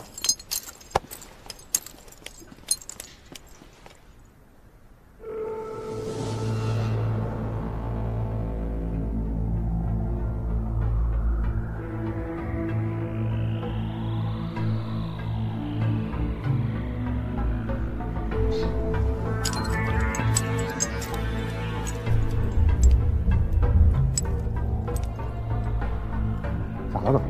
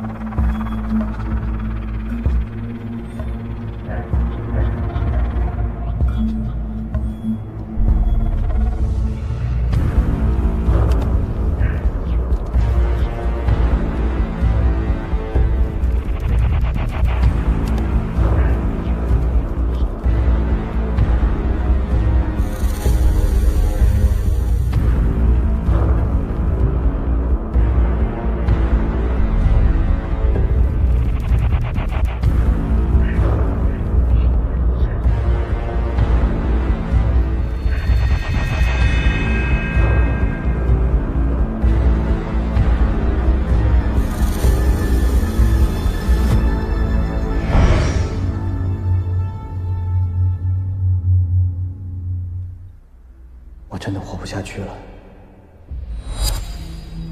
因为我是万海黑社会性质组织的保护伞。我承认，我收过万海的钱，答应帮他们洗脱罪名。我对不起党，我对不起国家对我的培养。我走到今天，都是我自己的问题，都是我犯下的错。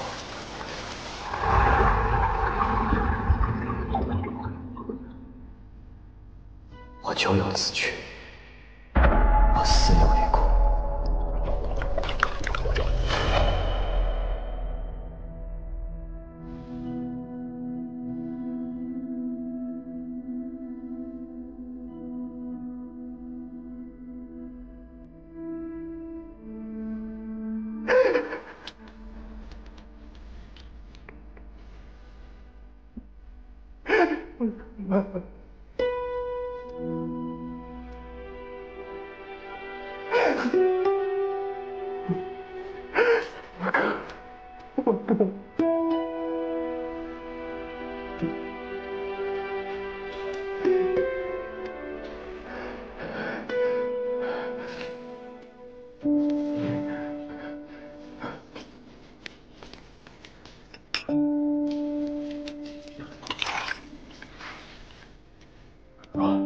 果这水跟我哥肺里的是一样的，是不是说明他们证据作假？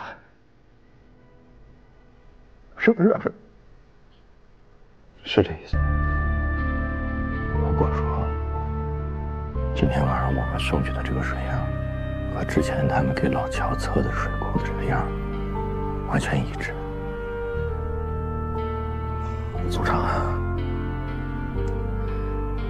我就整不明白了。说老乔这个第一案发现场到底是哪儿？这不光是案发现场的事儿，这说明上次送的水样有人从中作假。这话领导可是你说的。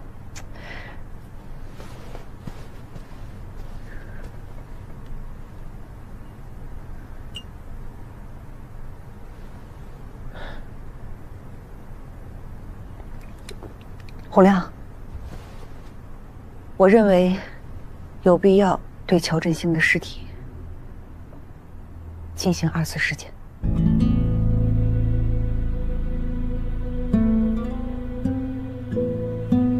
说话呀！可是有一个小问题啊，组长，就是老乔现在在殡仪馆里，他的告别会就在明天上午，我约摸着也就是10点，差不多就结束，然后就送炉子里边。那个时候我们就没办法进行2次尸检。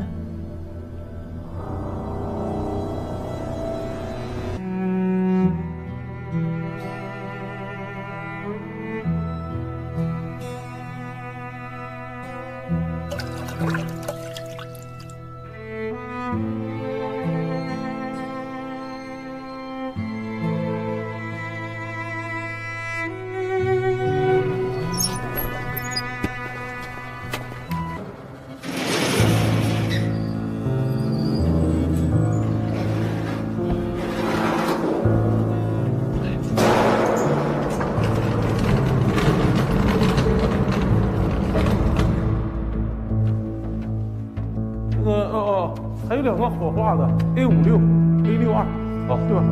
哇！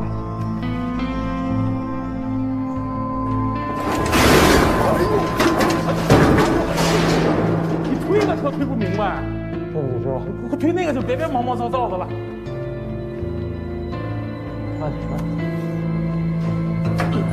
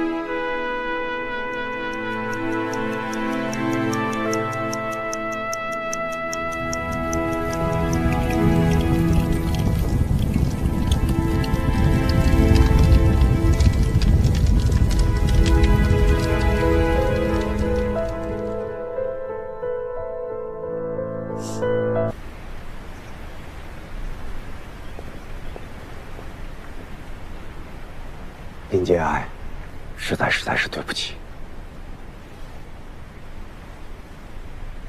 这件事情我们已经报警了，警察一会儿就到。那2名工作人员已经被控制住了，您放心，我们殡仪馆一定会给家属一个满意的交代。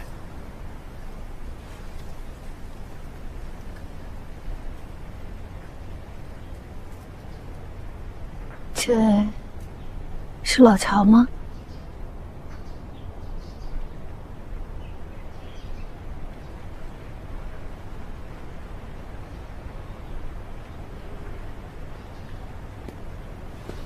你别动。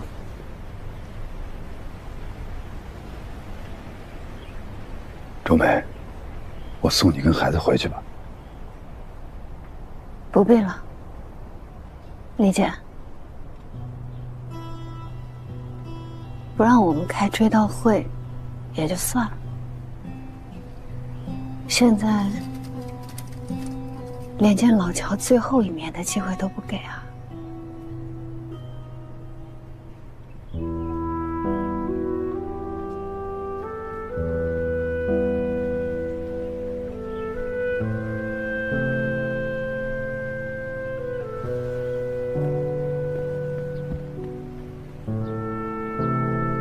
走吧，老乔，咱们回家。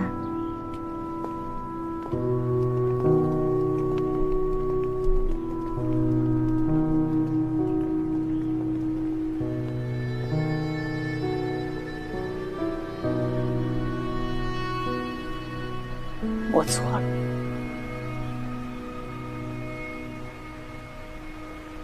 我真的错了吗？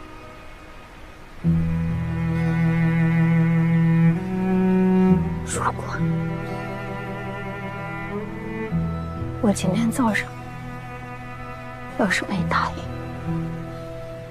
我是不是也能见老乔一面？是谁？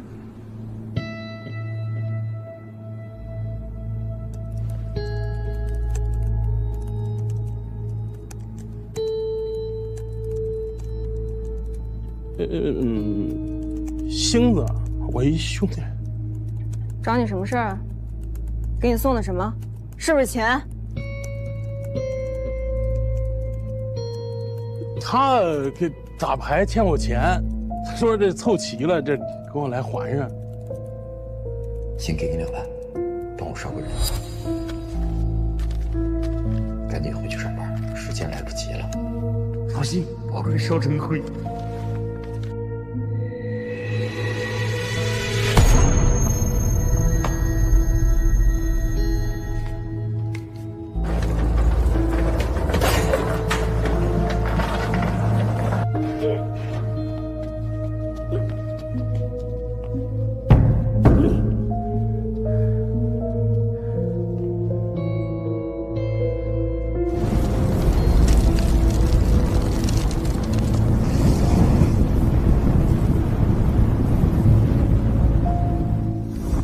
一大清早特意来给你送钱，我们这帮人就是口碑很重要。你有钱之后，你第一时间给人拿过去，你要么你这东西也没有挑日子还的，是吧？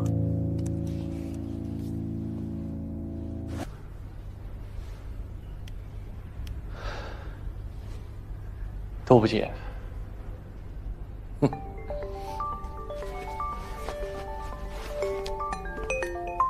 喂，李姐，到了吗？啊，我们到了。到是到了。人家闭门不见，打电话也不接呀。等，就在那儿等着。好。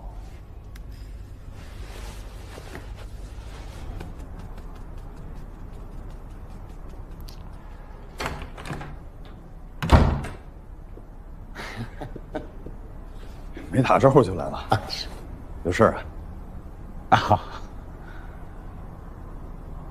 老乔啊，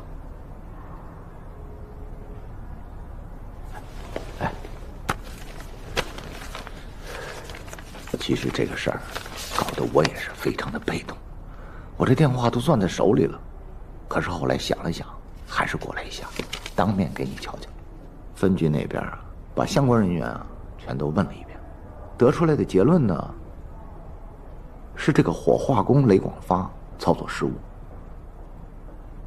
这个尸体啊，误烧。老徐，你别跟我说这个，这上面每个字我都认识，我就想问问你，你信吗？哎，你说这火葬场每年误烧几个人，他怎么就能轮到乔振兴呢？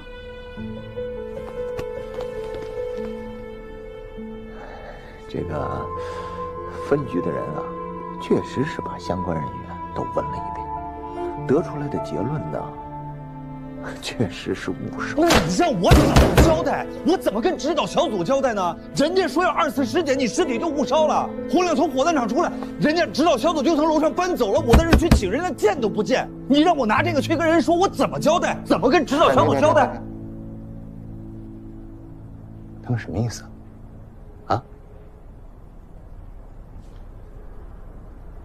这可是对东平检查的不信任。老许，你就给我交个底儿，这东西，你信吗？我，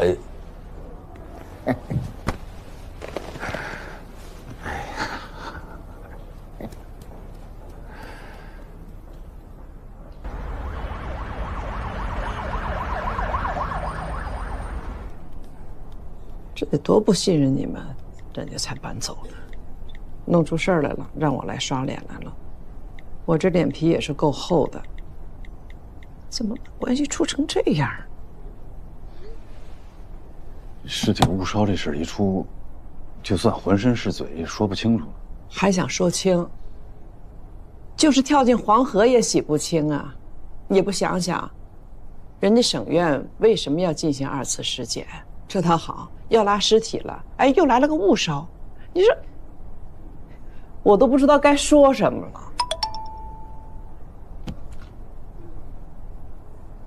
你看吧，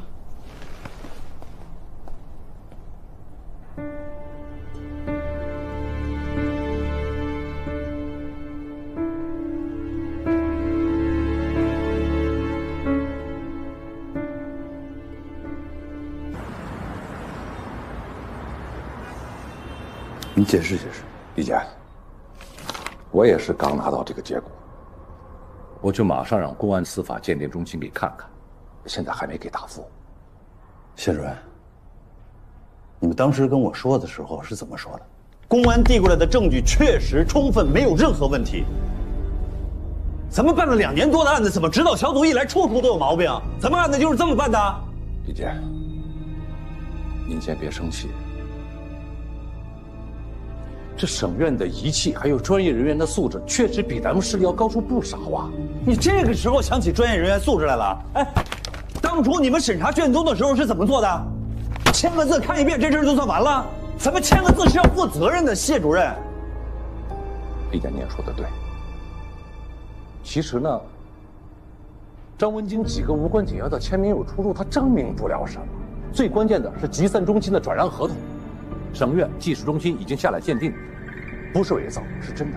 还有口供可以证明，他教唆证人做伪证，替万海开脱罪行，还有王玉等人指证他，这些足以证明张文京他就是万海的左膀右臂啊！真真假假掺和在一起，真的也会被质疑是假的。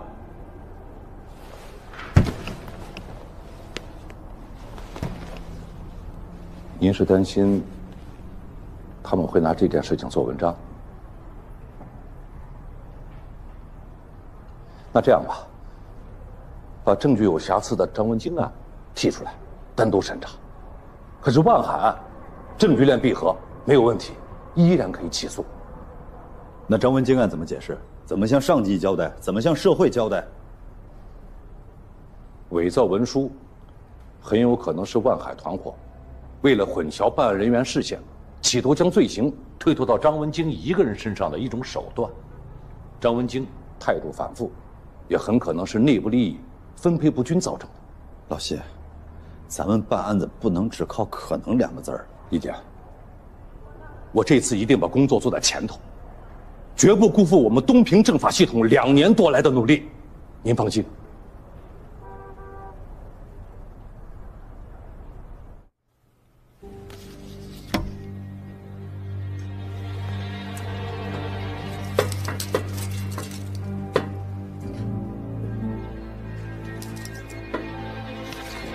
上次跟你说的很清楚，是指导组自己查出来的，跟我没有关系。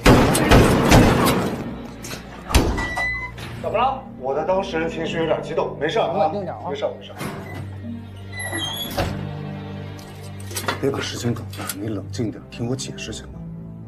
你想干啥？首先第一点啊，王玉现在的所作所为不受我们的控制。第二点，你儿子大白天跑到人家办公室抢公章，还威胁人家。你跑到这儿就跟我说这个呀？你赶紧去救他！你弟弟万火也来找我，让我去对王玉说说好话。你说我该不该去啊？赶紧去。咱们俩相处也挺久的了，我自认为是了解你的，你应该了解我吧？我明白了，我是黑社会，永远是。我现在就去。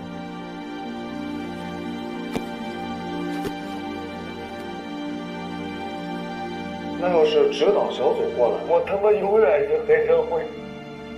哎，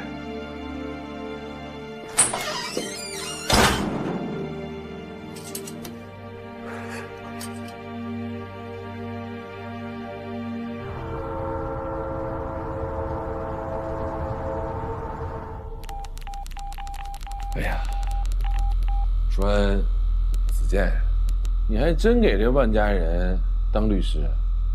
怎么当成保姆了呢？那屁大点事儿也得麻烦你啊！啊！王总，出气，出完气就把人给放了，别惹事儿。你说他就一个孩子了，有人吗？来了。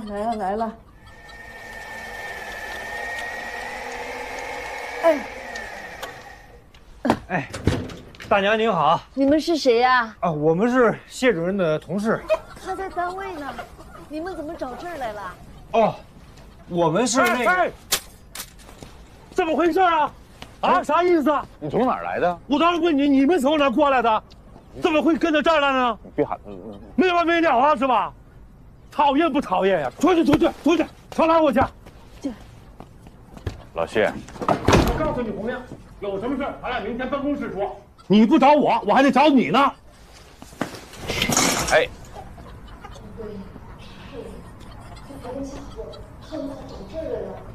别激动啊，没啥事。妈，还低头啊。可能也没事。大娘好啊，来都来了，咱是不是聊聊？我跟你有什么好聊的？好点声，哎，好好说。没事，老太太，没事。谢主任，叫我来，你别扒拉我，来，小张，我跟你说好。哎，您说，不是说吗？啊，今天你们审了我1天了是吧？啊，谁给你的权利？洪亮，你个王八犊子，你翅膀硬了是吧？给我上手段了。今天去了我家，现在又追到我老娘这里了。你说你什么意思啊？我呢，现在脑袋里边也一堆问号。你说你今天下班，你不回城里那个家，你就跑这儿来了，你搁谁不怀疑啊？你明天又不是休息日，你明天还得找我谈话，那就是说你今天晚上一会儿，你还得再骑1个半点再回城里，你再回家，你睡不睡啊？你管得着吗？洪亮，小张，我明确的告诉你，我拒绝回答你。现在我倒想问问你俩，你们是怎么找到大屠村的？盯梢是吧？肯定的呀。你看，你都承认了。好，现在你告诉我，谁盯的梢？啊，你们对我下了什么手段？今天不给我一个满意的答复，我明天我就到省院去告你，还有你。老谢，您是前辈，咱都是老检察。你说，干咱这行的，能随随便便对一个人上手段吗？如果上手段，是不是肯定有一个正当的理由？但这个理由是不是不能跟当事人来讲？你现在还说让我把这个盯梢人张三李四王二麻的名字告诉你啊？那你不让我从中作郎吗？你少给我上坟烧报纸，你糊弄鬼呢！你又上坟又烧纸，你大半夜不吉利呀！这点招数我都明白。第一，没有证据吧？第二，把手续让我看呀！我不跟你废话，我这就给李检打电话。哎，我给纪委打电话，我他妈告你！行，那你别喊我走。走！是，哎呀，好心好意，真是的。哎，我多问一句，你摄像头咋拍我呢？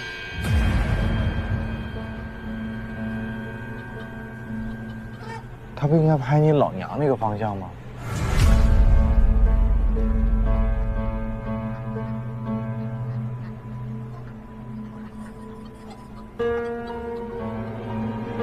前2天刮大风，把它吹歪了，不行啊！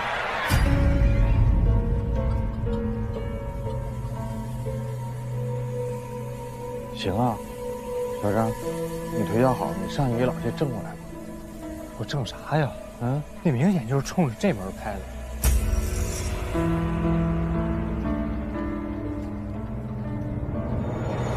干什么，小张？我告诉你，这是我养的鸡窝，你干什么？啊，鸡窝有什么好看的？我爸一直说要在院里整个鸡窝，就逼着我给弄，我哪会啊？我正好进里边学习一下，行吗？不能！我告诉你，我不允许你进我的鸡窝。红亮，我告诉你，我只要有3长2短，我怎么饶不了你？你听我说，红亮，你怎么红亮？红亮，你别进去啊！红亮，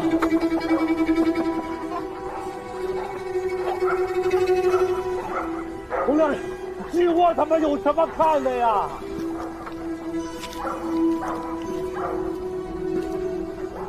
哎呀，金润，你怎么咬人呢？红亮，你怎么这么疯了你？金润，我天哪！红亮，你出去！鸡窝有什么好看的呀？鸡窝有什么好看的？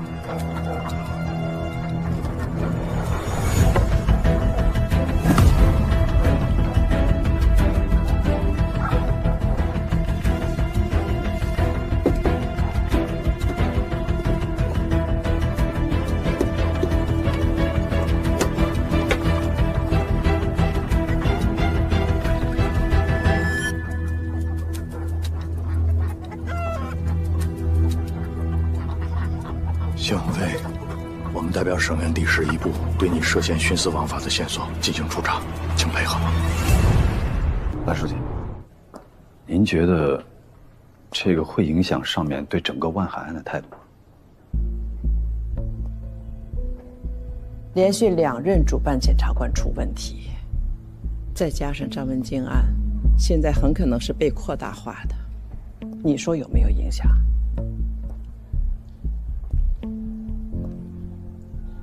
退一万步讲，就算张文京是被诬陷的，我想，也很可能是谢鸿飞个人原因。你作为主管领导，有监管不力的责任，但我想不会牵扯到整个万海案的成果。你要对整个案子有信心。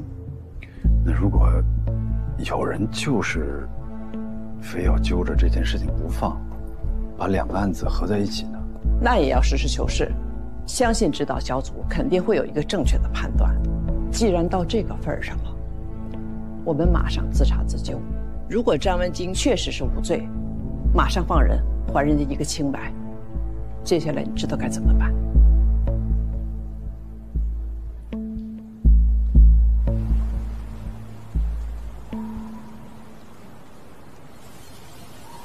今天来呢，就是想告诉你，你儿子已经被你弟弟接走了。没事，谢谢。还有个小忙，需要你帮。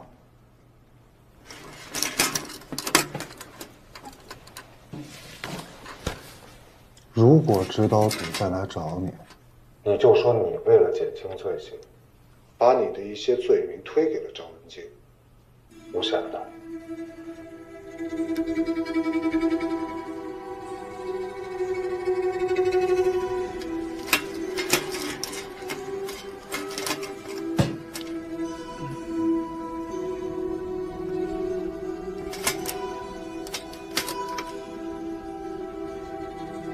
张文京没事了。那我减刑的事呢？啊？不是你们还有多少这种忙需要我帮的？不是，我说没有问题，人家会信吗？人家信不信你不用管，你只管说就行。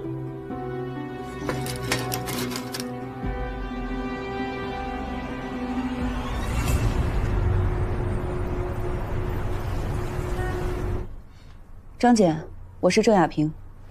领导好，我是洪亮。啊，你说。我们代表指导小组向您做一次阶段性的工作汇报。目前，张文京案、朴振兴案以及万海案都存在大量的疑点。根据最近东平发生的事件，还有我们查到的线索，我们有了一些不成形的想法。继续。目前我们主要的侦查结果涉及案件的主办人谢鸿飞存在着徇私枉法的嫌疑，指控万海涉黑的证人存在作伪证的嫌疑，同时张文京涉黑存在被扩大化的嫌疑。还有一个情况，我们每次一查到点线索，就会有内部的人好风漏气。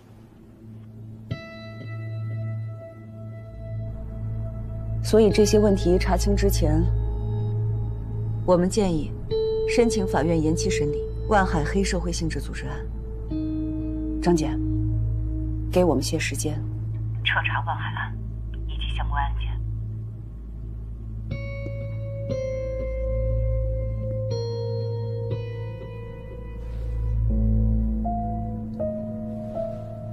张检，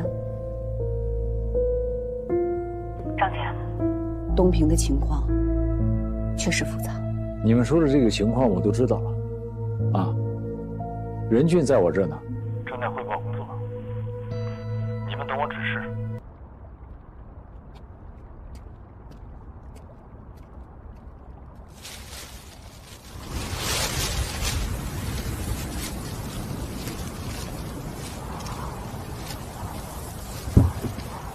是回家吧？啊，不是给你的，给你家老头老太太的。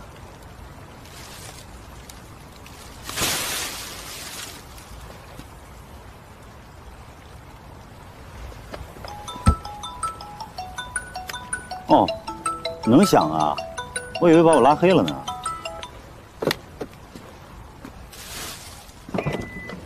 知道指导小组要撤了，我就猜着你怎么也得回来看看爸妈吧。哎，你说，你这刚来的时候，你作为指导小组的副组长，还能上我们家吃饭，这要走了给你打电话就死活都不接，害得我只能在这儿堵你。我知道你们家在哪儿，我不去，知道为什么吗？怕你尴尬，主打一个懂事儿，看着没？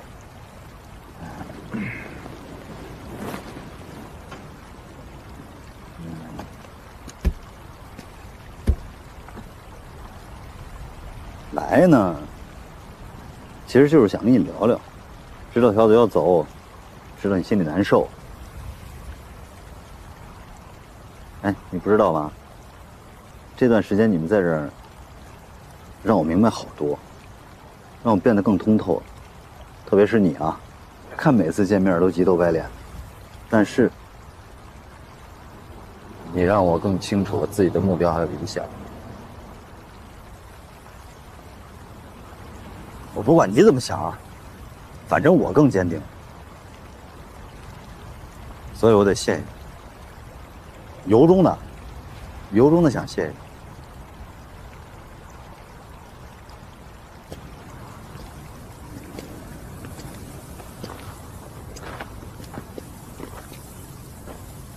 前两天打了个电话，跟我老婆，就又说起来，咱们上学时候这个学生会主席竞选的事儿。啊，说乔振兴那一票投给谁了？李仁俊，李仁俊那票投给谁了？也投给李仁俊。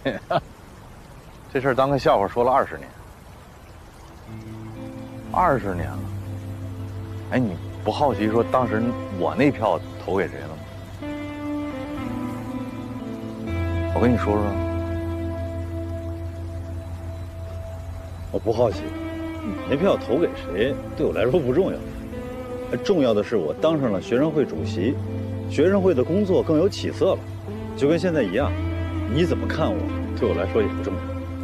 重要的是，很快，代理2个字就拿掉了，我就正式成为东平市检察院的检察长，更好地维护公平正义，更好地维护法治统一。这句话，不只是检察官的誓词，更是我的理想。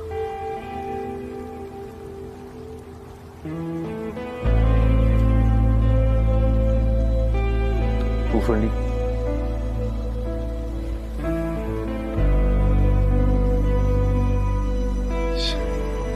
跟你说这些也真没用。一路平安。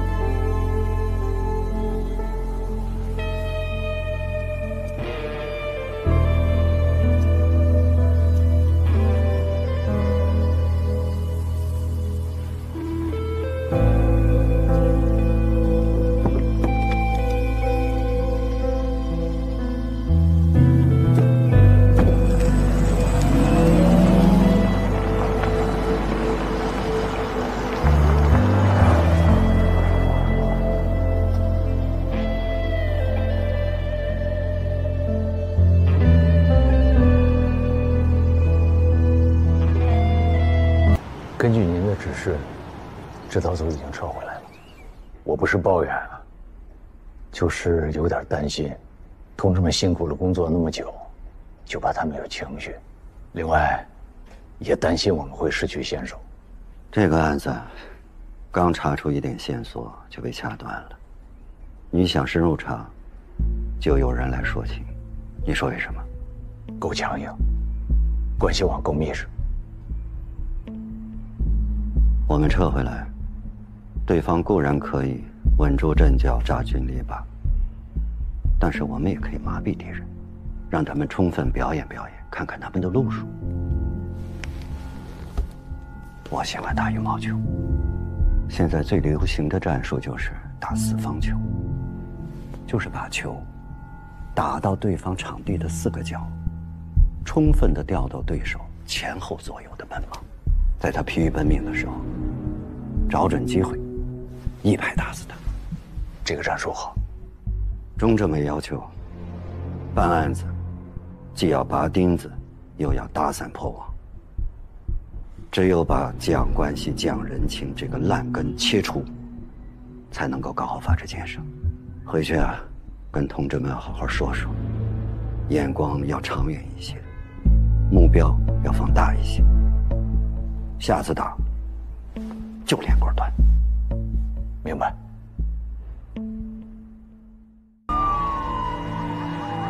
今日，社会各界高度关注的万海黑社会性质组织案，在东平市中级人民法院重新开庭审理。此前，该案嫌疑人万氏集团法律顾问张文金当庭喊冤。经过检察机关、公安机关周密细致的核查工作，最终认定张文金不构成犯罪。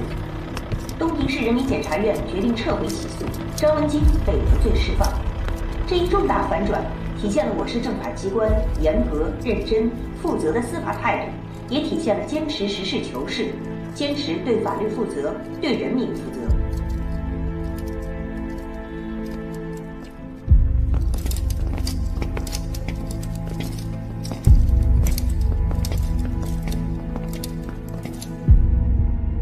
被告人万海犯组织领导黑社会性质组织罪，判处有期徒刑7年；犯强迫交易罪，判处有期徒刑1年7个月；犯寻衅滋事罪，判处有期徒刑9个月；犯敲诈勒索罪，判处有期徒刑2年2个月。数罪并罚，决定合并执行有期徒刑10年10个月。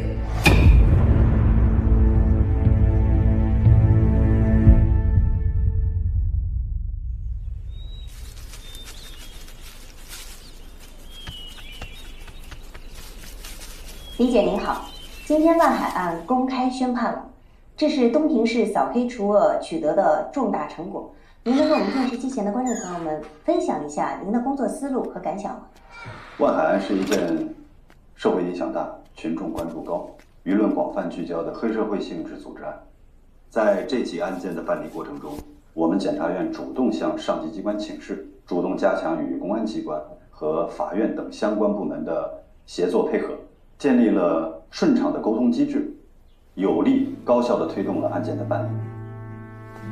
那检察机关作为法律监督机关，在打击违法犯罪中起到了不容忽视的作用。我想请问，您觉得检察机关该如何扮演好这一角色呢？检察机关作为国家的法律监督机关，检察院的主要职责就是运行法律监督职能，保证法律统一正确的实施，保障社会的长治久安。我们会继续保持对黑恶犯罪的高压态势，我们会不断地提高自身的业务能力，更好地巩固专项斗争成果，提升东平人民的获得感、幸福感和安全感。